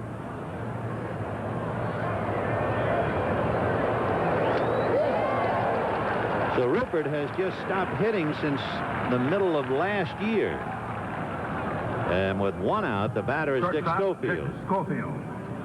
It's a good fastball. Looked like Rupert was just trying to foul it off to stay alive. It tails off to the outside part of the play. He doesn't get a piece of it. You have to be alive for a play here because they'd like to stay away from that double play, which would end the inning and get Boone up there. Moose Stubbing, the third base coach, perhaps hanging out a sign for Schofield. Fouled away. The poet, T.S. Eliot, said April is the cruelest month, but for Dick Schofield, last year May was a killer. He hit about $150 in May last year, but he's starting off right, 2 for 2 today. Why would T.S. Eliot say that? Did he have a bad month? I guess so. He had trouble getting going. Couldn't hit the curveball, huh? They were curving him early, right out of spring training. 0-1. 7th inning, 2-1, California.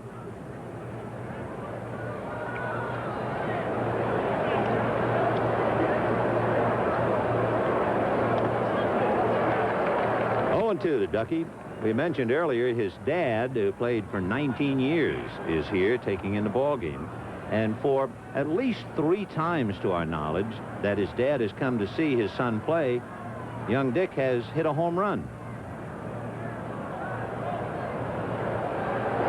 Ground ball wide at third. Molitor down to Reggie. Too late at first. 5-4 force play to bring up Boone. You really have to be impressed with this Wegman and this Milwaukee pitching staff. As we watch the double play, it looked like it was going to be a routine double play. Wegman has just been in control. He's had command of his pitches. And George Bamberger would like to go with a 4-man rotation. And that's what he wants all year. And I love when he talks about pitchers saying, well, I can't pitch because I have tendinitis. He's got a definition for that. Boone flied out and singled way out in front of that pitch. 0-1. George says that tendinitis is what a pitcher has after he got smoked the last time out. He's a simple guy, George. And, of course, he was a pitcher. He doesn't fool around. He tells it the way it exactly happens. Bob Boone flied out in the third and then singled in the 5th inning. 2-1 Angels. Top of the 7th, holding at first is Schofield, held on by Robideau. The Angels, we talked about the Brewers and their injuries in the dirt. The Angels, of course, lost John Candelaria, surgery. Gary Lucas on the DL, the left-hander. Urbano Lugo has been unable to play. And even though he's in the bullpen, Terry Forster has a tight spot back of his left shoulder. 1-1, the count to Bob Boone. Popped it up, and it's around second base, and it'll be the shortstop, Ernest Ryle. So a base hit and nothing else. The Angels lead 1 at the end of 6.5, 2-1 California. And now, here's another edition of the 7th inning stretch. Gatorade Thirst Quencher presents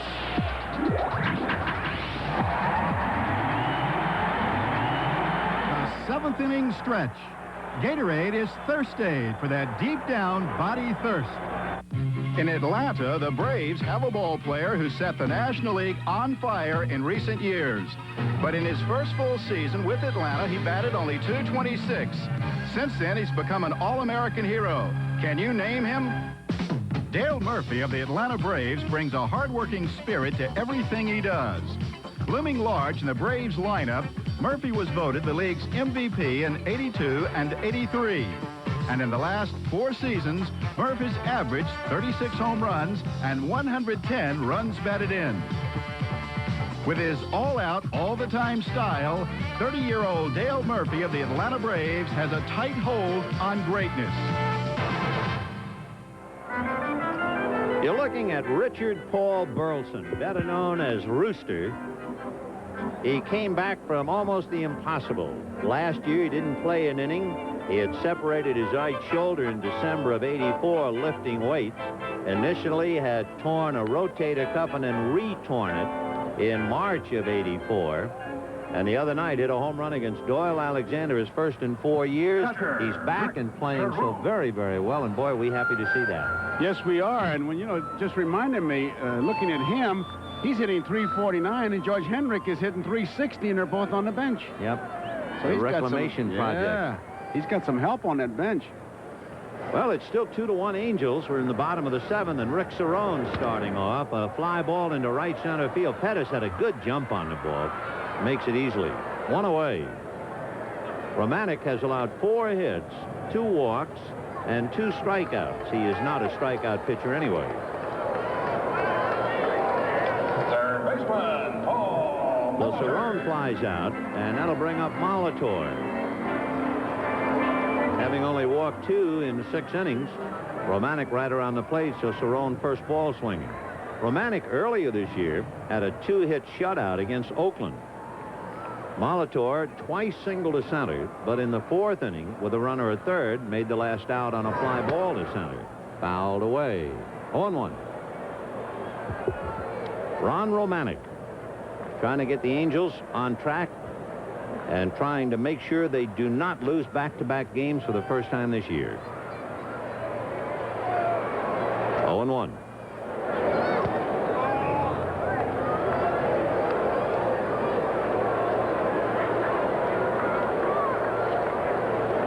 as they call him here. We were talking about Burleson coming back. Molitor had to come back. In May of '84, he had a tendon moved from his left arm to his right to replace the medial collateral ligament. His career was in jeopardy, but he came back and had a big '85. I'm glad to see those fellas come fighting back off the injured list. High chopper. DeCince's going to have to hurry his throw. Off balance. Got him. Oh, what a fine play. That was. He really had to throw that ball hard because he could do nothing until it came down. He couldn't jump or anything else. Watch him. He had to brace himself, and there he does it. And I mean, he really throws it hard and just does get him. He's made some fine plays there. Boy, he turns him in. Doug DeCince. DeCince is so valuable. He's had a history of back trouble. He'll be 36 in August, so the Angels hope that he can stay well all year. There's a drive to center. Pettis fading is there now. Easy inning for Romanek, and for the second inning in a row, he retires the side in order, and that's 8 in a row gone down. At the end of 7, 2-1, California.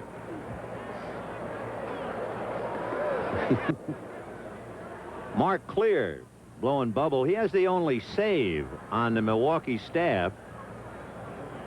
If he ever gets sharp control, he could really become an outstanding relief pitcher. He averages almost 9 strikeouts per 9 innings. That would be number 3 among the active pitchers, but his trouble is his walk rate is the highest. Fly ball to left might be trouble. Coming up is Ogilvie to put it away. 1 down. One other problem he has, too, Vin, is that when base runners are on, he's a relief pitcher. They're usually on. He doesn't pay that much attention to them, and away they go. It's very difficult to throw anybody out with him pitching. That is quite an area, the bullpen in center field, where you're almost looking straight into home plate. You always worried about that bullpen when you were playing here for stealing signs. It'd be a very simple thing for somebody to stand right by that wall there, watch the game, and just have a towel around his neck. Or take your hat off or something. And that would be the signal. A little looper, and Riles will flag it on the run. Nice play by Ernest. The ball wasn't hit hard, but he had to run it down. First baseman. So quickly, 2 out, top of the 8th inning. It is 2-1 California. The difference, a home run by Wally Joyner in the 6th inning. This telecast, presented by authority of Major League Baseball, may not be reproduced or retransmitted in any form without the express written consent of Major League Baseball. Joyner 1 for 3, and he might have gone from the doghouse to the penthouse, maybe. Remember, in the 6th inning, Wilfong singled. The count went to 2 balls and no strikes. Wilfong was going. Joyner looked at a strike, and Cerrone hung Wilfong out to dry. And then Joyner eventually hit one over the right center field wall for a home run. Well, look at those numbers. Wally World. Ball 1. His wife was an All-American gymnast at BYU. Athletic family.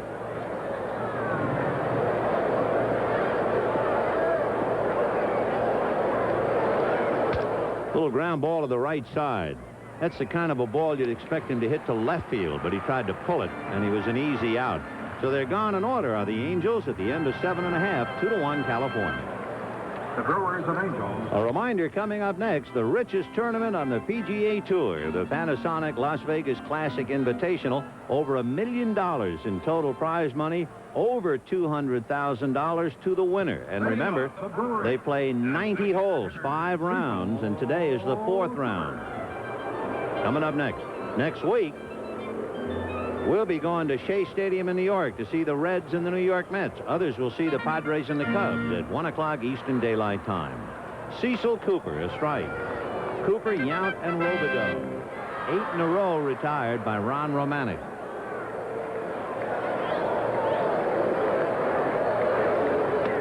One and one.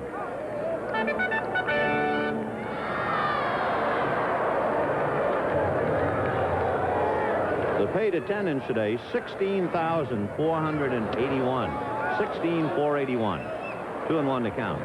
In thinking about the Reds and all of their problems, with a great quote in the paper where Rose said, "I don't understand what's happening.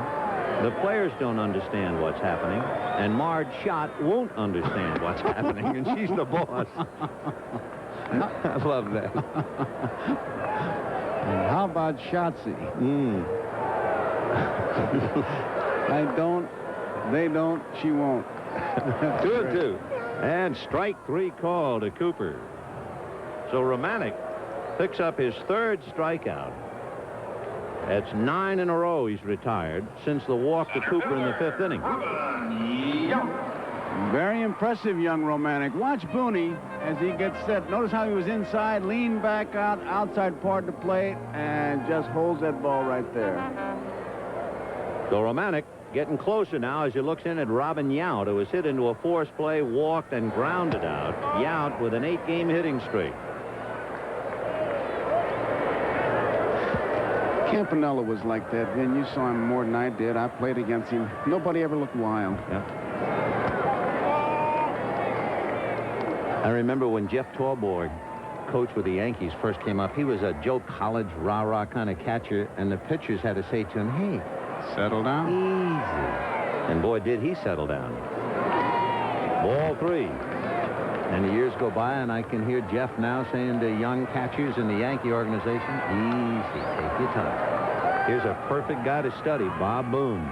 Some guys catch the ball like they got a pair of pliers in their hands. Other guys they just fondle it. They could catch an egg. 3-0 to Robin. And he draws his 2nd walk, and that breaks the spell. After retiring 9 in a row, Romanek walks his 3rd batter. And now, for the 2nd time with a chance to be a hero, Billy Joe Robidoux. Billy Joe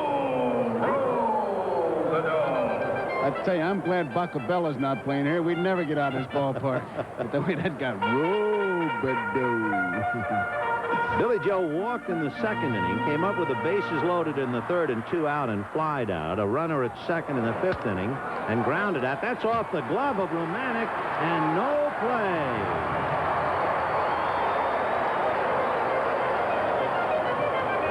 They are going to give Billy Joe a base hit. Ball wasn't hit that hard. It comes right back at you, and you're about 55 feet from home plate, so that ball looks like it's coming back pretty hard. He deflects it, thought he had it, and, of course, loses the play once it gets behind him. So he's in a bit of a jam now, and the base on balls. I'll tell you, base on balls in that 7th, 8th, and 9th inning usually means trouble. For the first time since the 4th inning, the Brewers have 2 men on base.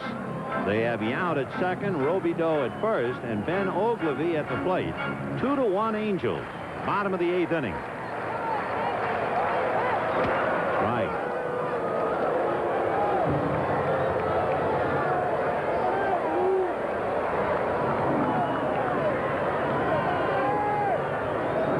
California 2 runs, 10 hits. Milwaukee 1 run, 5 hits. And Gene Mauch sweating out another 1-run game with the Brewers.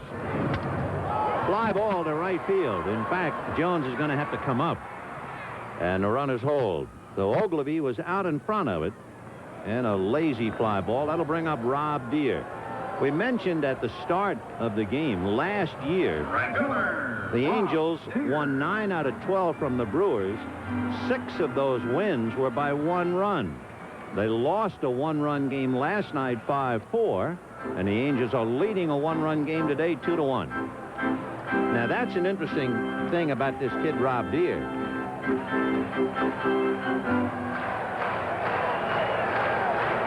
Donnie Moore gets up down in the Angel pen. Strike. Well, Romanek coming right after the hitters after he kind of pitched too carefully to Robin Yount, if there be such a thing. There's Donnie Moore, who once played for the Milwaukee Brewers. In fact, Moore has been teammates of some of the great relief pitchers, Willie Hernandez, Bruce Sutter, and Rollie Fingers. Oh, that wasn't much of a swing. He was really fooled on that pitch. He thought it was a curveball. He started to go down after the curveball, and the fastball was by him, so it was just kind of a token swing is what it was. That was really not a swing. Nope.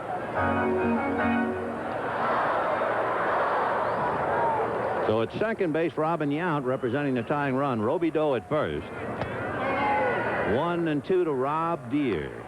So the game is on the bases, and Rob Deere's got the kind of power. 2 strikes, they went outside with the pitch. It's interesting to follow how Boone and Romanek will work on Deere.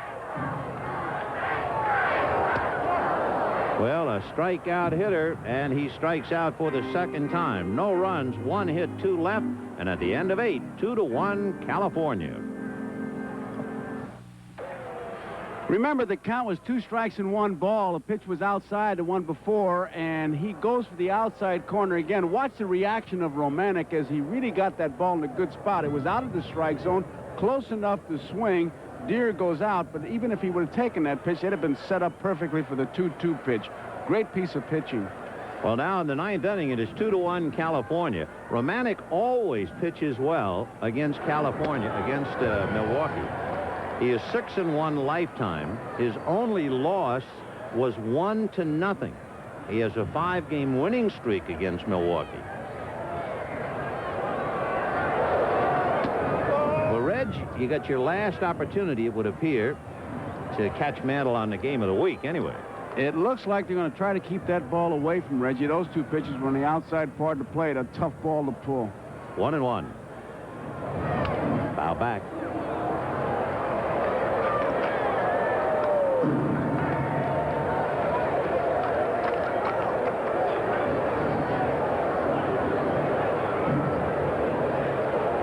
Jackson has flied to right, grounded into a double play, and grounded out.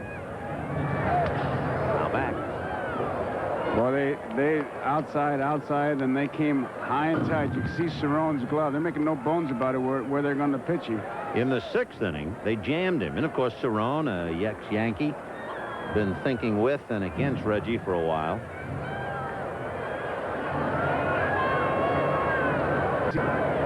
1-2. 2-2. The 2 pitches he missed were outside. The one he fouled off was high and tight. It'd be interesting to see where Cerrone goes, because Reggie, even with 2 strikes, chance to get that big home run, maybe trying to guess one here. Looked like it was not the kind of pitch he wanted anyway. I think he was looking for the ball up and in, man. The location really fooled him because it was down and away, and he couldn't pull back. He's just trying to foul it off is what he's trying to do. And that's not that good Reggie Jackson swing. Watch it. Looks like he's looking for the ball up and in, and he sees it down there. He said, well, I got to foul it off. He just tried to just stay alive. I think it was just a case of trying too hard. A little slice of humility while we talk about in pursuit of Mantle. Keep everything in the proper perspective. Here's Brian Downing.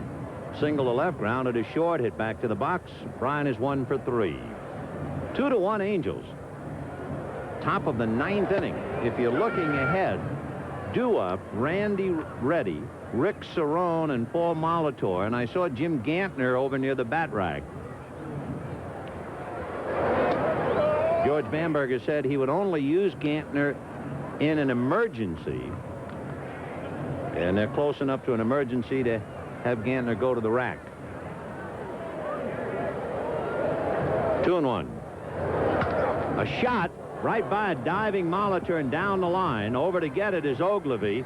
On his way for 2 is Downing, and he's in there standing. So this could be a big at-bat now for DeCinces and Jones to give Romanek the extra run in the 9th inning. That's the 11th hit, but only 2 runs of Wegman.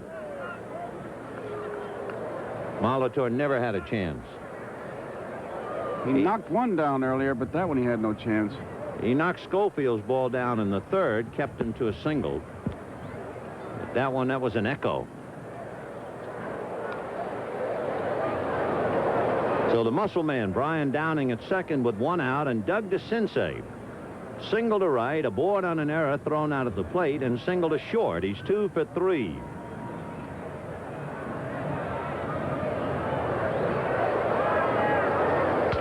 Punched it to the hole, and it gets right by Reddy into right field.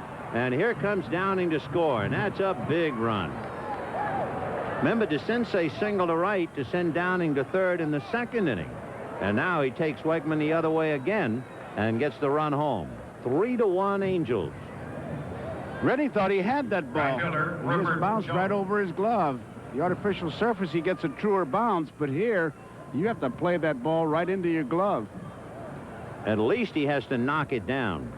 He can't let it get through. That's that old sign you give, the catchers give. They stand up and they flap their arms like they're trying to fly when they're telling the infielders just knock the ball down. And that's Reddy should have at least prevented the ball from going through, and they're going to give him an error. So that's the third Milwaukee error. I think the error was more for letting the ball get through than it was for anything else. Well, reaching one hand, he should have been in front of the ball, as you say, to knock it down, and I think the scorer takes that into consideration. So Wegman pitching a tough game. He has allowed 11 hits. The Brewers have committed 3 errors back of him, and the big guy has hung tough. He has not walked a batter.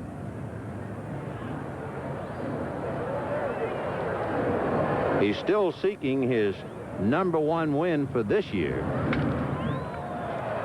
And Ogilvy trying to run that one down on the track and picks it off. And hustling back comes DeCinces. So Jones a long out to left. 2 down, and Dick Schofield will be coming up. You know, Wegman, by the way, we were talking earlier about George Bamberger saying he's going to stay with a 4-man rotation. Wegman will be the first of the starters pitching with 3 days rest.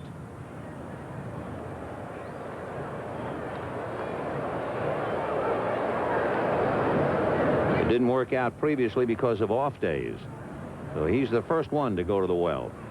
Schofield, an infield single, hit a flare to right for a base hit and a run batted in, and hit into a force play. So Dick is 2 for 3 with an RBI. 3-1 California. And to repeat, Reddy, Cerrone, and Molitor are due up in the bottom of the 9th. 1-1.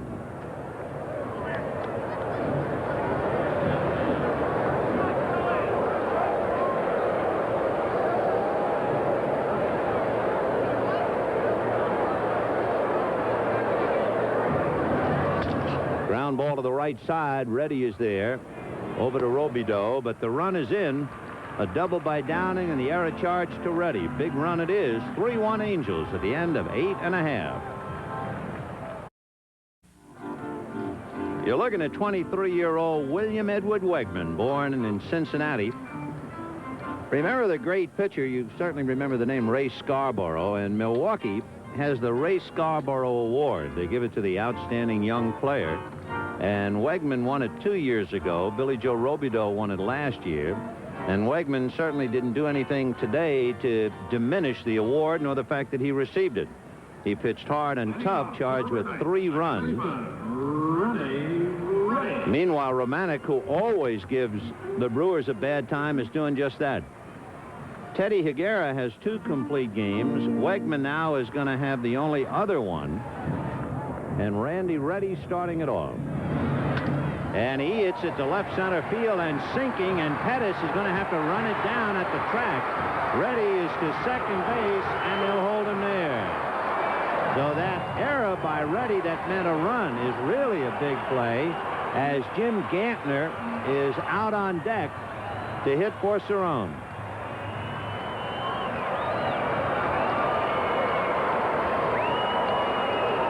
Just couldn't find the handle. Plugged the gap perfectly. So a double by Randy Reddy. And here is Jim Gantner. Gantner's a little banged up.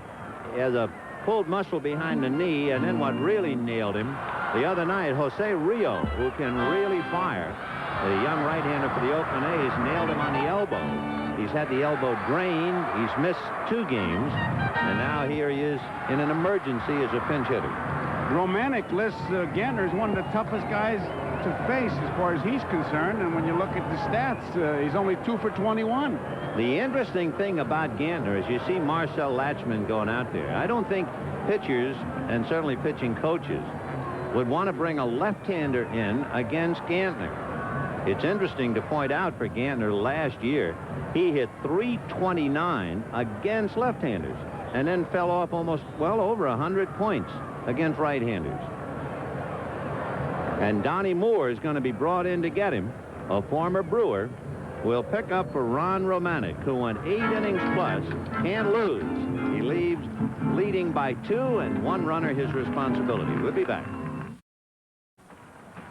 If you want to play manager, those are Bamberger's availables. However, remember, Gantner is hitting for a catcher. That means he has to hold on to Charlie Moore as well as he can. Mike Felder, an outfielder, suffered a hamstring pull last night and really can't play at all. So when you look at those, what you're really seeing is Castillo, Householder, and Manning with a little safety catch on Charlie Moore. So sitting quietly in the corner, Ron Romanek. 1 run, 6 hits, 3 walks, and 4 strikeouts in 8 solid innings. And he goes out leading 3-1. Now Jim Gantner with a 9-game hitting streak. Comes in as a pinch hitter against Donnie Moore. 4-1. They're going to check at third. No swing, says Richie Garcia. The 6 saves, you might be interested to know, 4 of them have come against the Minnesota Twins. And he's been busy. Last 8 appearances, a victory, and 6 saves, plus a loss. The loss was a 3-run home run by Jesse Barfield in Toronto. So Gantner has to count his way. 2 balls and no strikes.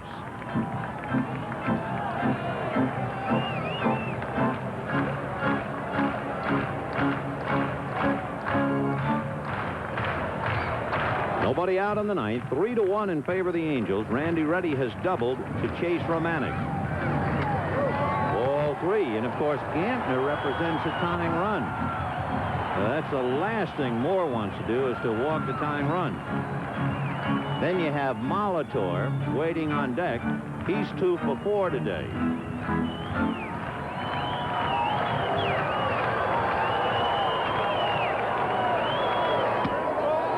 And he's walked him, so the tying runs are out there with nobody out.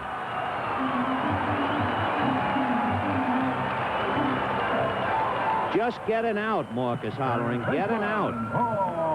That really ticks any manager off to have your relief pitcher walk the tying run. Charlie Moore, since they've hit for Cerrone, Moore will now run for Gantner, and if there are any more innings, of course, then he is in the lineup to catch. Charlie hit a home run, his first one in 2 years last night. Now, Paul Molitor, single twice, flied out and grounded out. The tying runs aboard, nobody out. 3-1 Angels. And Donnie Moore trying to save this for Romanek with Molitor, Riles, and Cooper due up.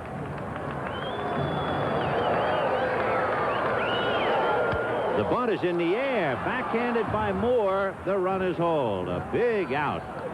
So Bamberger trying to get the tying runs in scoring position, and Molitor pops the bunt up.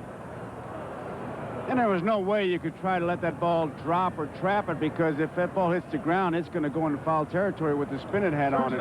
Very impressed with the hustling, too, Vin, to the extent that Bob Boone, the catcher, was covering third, and Joyner came all the way over from first to cover third because the sensei was coming in.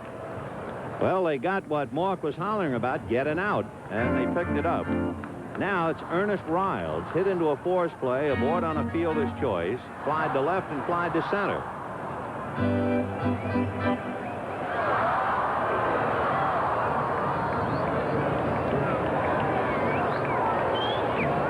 So Ernest Riles, who was busy at shortstop with the glove, now trying to be busy with the bat. Ready at second, Moore at first, 1 out in the ninth. 3-1 Angels. Ball 1.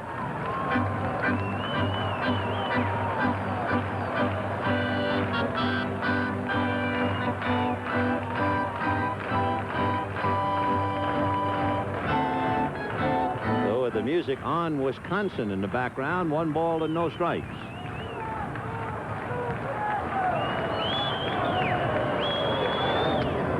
Strike, 1-1. The Angels trying to come up with their favorite weapon. They've turned 2 double plays today, and they led the majors in that department last year, so they're back in double play depth.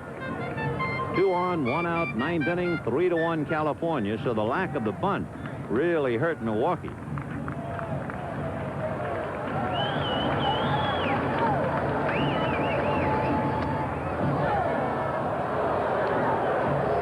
One and two. Riles not too sure about that one. He's going to regroup here. Mork trying to make sure the Angels do not lose back-to-back games for the first time this year. They lost last night, but they're leading today 3-1. 1-2 to Ernest Riles. Reggie at second, Moore at first. Ground ball to the hole. That's through.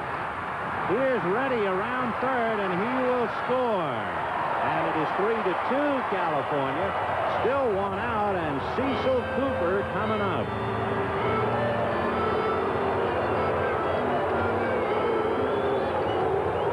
Reached out and poked that ball to the opposite field. It's the kind of a ball if you try to pull, you're likely to hit that ground ball to the second baseman. He did a good piece of hitting there, punching it to the opposite field. Well, it's another 1-run game between these two clubs. And, of course, for the Brewers, they're thinking, imagine this base hit had the bunt been successful. Cecil Cooper, line to center, struck out twice and walked. 0 for 3. Strike. Romanek is still the winner, but now by 1. Fisted foul off third, out of play. It's amazing about Romanek. Against Milwaukee, in Romanek's 8 career starts, 6 of the 8 might be decided by 1 run if this one goes.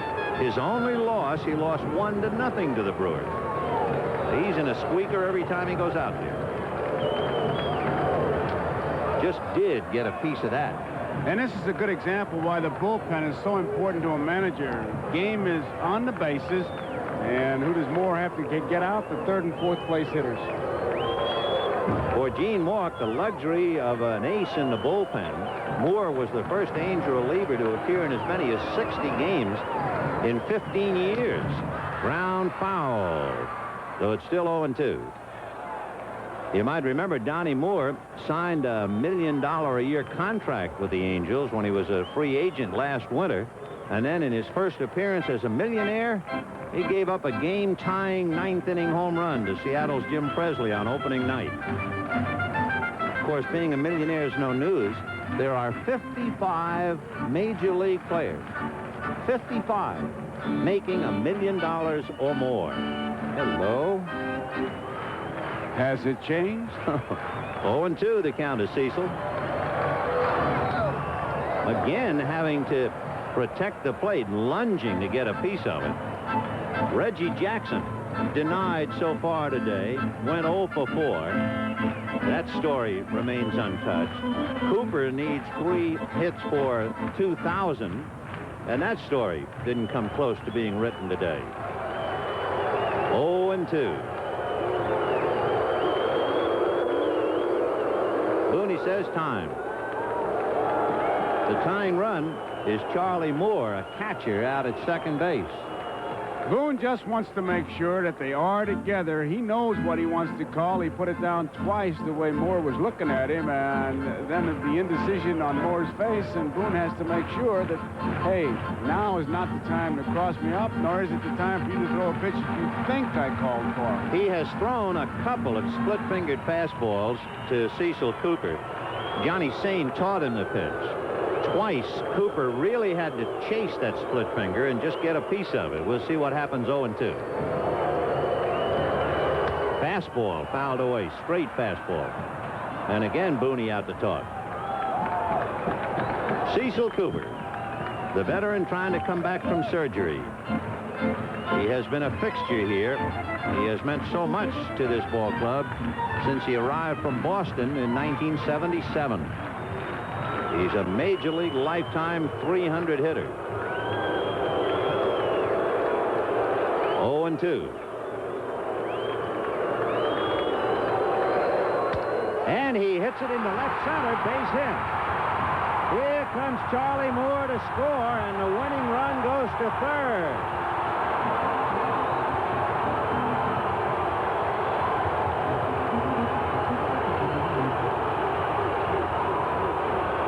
And it also means Ron Romanic's day goes down the drain. Not to mention Gene Mark. 3-3. Take another look for the Cecil Cooper Marching and Chowder Society. Much like Riles, Cooper just punches the ball to the opposite field. Looked like a sinker, low and outside, and he just went with the pitch. No chance for anybody to make a play, and here comes Gene Mock out to make a pitching change. Show you what kind of a clutch performer Cecil Cooper is. He is now 5 for 10 with 6 RBIs with runners in scoring position. So Donnie Moore comes in, and the killer, of course, for the Angels when he walked Jim Gantner. Molitor pops the butt up, but Riles singles for a run, and now Cooper singles. So Moore will now go head-to-head with Robin Yount with the winning run 90 feet away. Whenever a manager goes out, you think it's going to be a change, but there's not even anybody warming up in the bullpen. Then he just wanted to get a message across, and what message can you get across? Infield's playing in. They got to shut that run down. They're going to put Yount on and put it up to Robideau. So what they do is, with runners at first and third, they're so fearful of Yount's ability to pick up the RBI, they will test the rookie. And that means Cooper will advance to second on the intentional walk. The one thing it does, of course, with the bases loaded, it takes a little bit of the noodling away from Donnie Moore. He has to throw strikes. Now, Billy Joe Robideau, this is a remarkable statistic, and admittedly, it is early in the year. You know what his batting average is in the 9th inning? Right. Billy Joe Robideau's average, look at that. Joe Robideau. And remember, 1 out.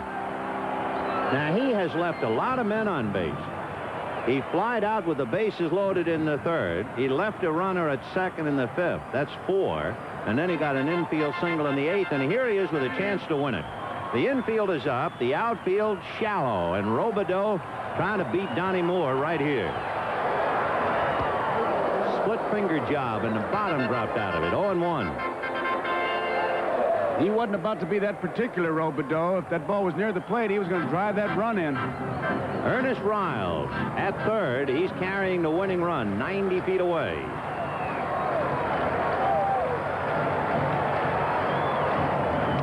Chased it, and you can tell a rookie every time, huh? 0-2. He certainly didn't widen that strike zone. Now it'll be interesting to see what Donnie Moore does. Will they go right after him? I would think they would. Riles at third, Cooper at second, Yount at first. 1 out in the 9th, 3-3. 0-1.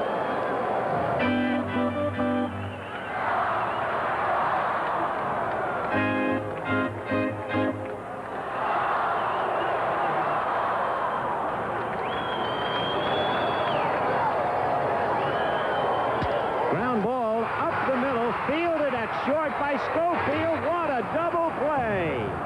Dick Schofield comes up with a miracle double play to slam the lid on Billy Joe Robideau. And Donnie Moore out of the hook. What a play by Schofield with the infield up. You can't teach that play. He made up his mind. He knew he'd get one here and had enough time to get Robideau. Great play by Schofield. Great instincts. Extra inning.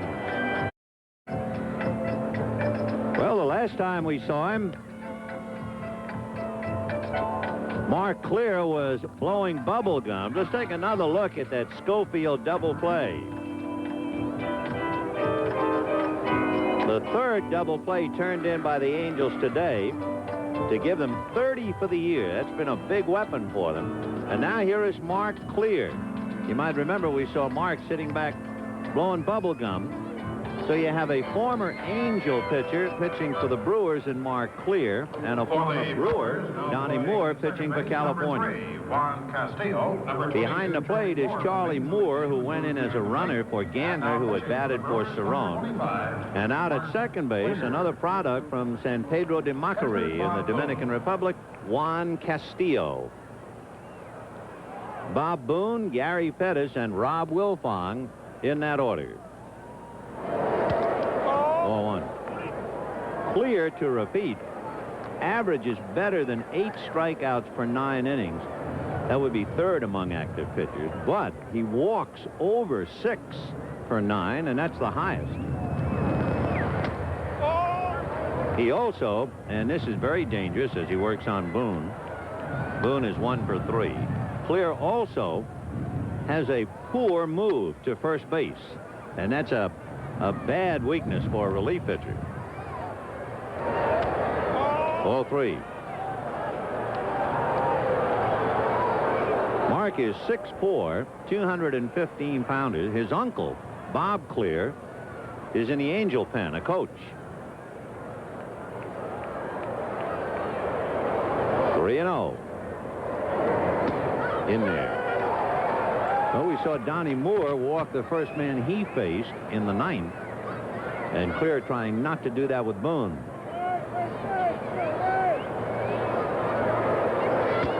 In there. 3-2. Bob Boone flied to left, single to center, and popped to short. Ball 4. So each relief pitcher walks the leadoff man he faces. And Mark now, who was able to get out of a jam, first by intentionally walking Robin Yount and then having Schofield come up with a big play on Robideau, now is given a slight advantage. We told you that Clear does not hold runners on. Well, they'll take Boone out and they'll put a little speed down there. Darryl Miller will run for Boone. And we will see if they exploit that weakness. Give you an idea about Clear, in 5 years at Boston, from 81 through 85, it is a staggering thing. 102 guys tried to steal on Clear. 96 of them made it. Only 6 guys were caught. 3 of those guys stumbled. I guess. 0-1. Now, the Angels have led the American League in sacrifice bunts for the last 5 and hold everything, as Herm Starrett has gone out to the mound to talk to Clear, the pitching coach. Clear himself says that when he goes out to pitch and somebody gets on, he doesn't even know they're there. He pitches like there's nobody on base. That's okay if you're striking people out and you're in high school, but here, I remember Jack Sanford, who pitched years ago and threw so hard. I remember Alvin Dark said that Sanford was such a competitor, and maybe Bamberger finds that way with Clear. When Alvin went out to the mound to talk to Sanford, he said, Jack, it's Alvin, trying to break the concentration to make sure he'd get it across to him. 1 ball and no strikes to Gary Pettis. And he gets a bunt down. It'll be fielded by Robideau. The flip to Castillo, and the sacrifice works. We'll pause briefly for station identification. This is the NBC Television Network.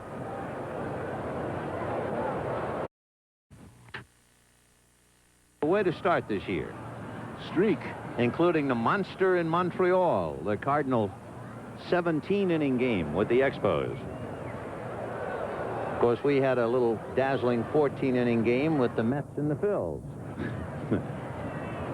Wilfong flied to center. Infield single to right, and looped out to short. Rob is 2 for 4. Runner at second, the tiebreaker, 3-3 in the 10th.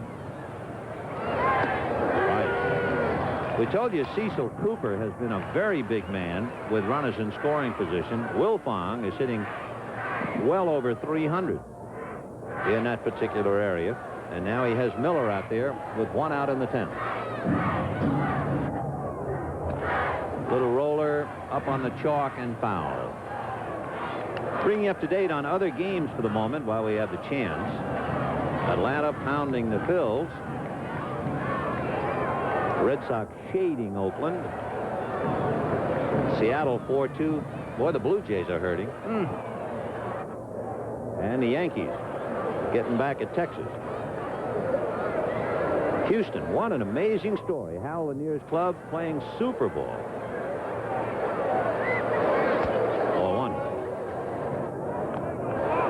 And the Mets leading the East and leading Cincinnati 2-1 in the 5th inning. Interesting seeing the Mets and talking about leading the East. The quirk in the schedule for the Brewers, they don't play an Eastern team till the 20th of May. Down goes Wilfong. He chased the bad ball. That ball looked like it was over his head. Take another look where it is, Joe. It looked like a fastball, just way up there. Out of the strike zone.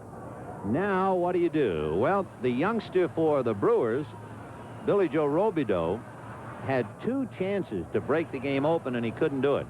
The youngster for the Angels has had 1 good swing of the bat, the home run in the 6th inning. And now, with a possible go-ahead run at second, here's Joyner, followed by guess who?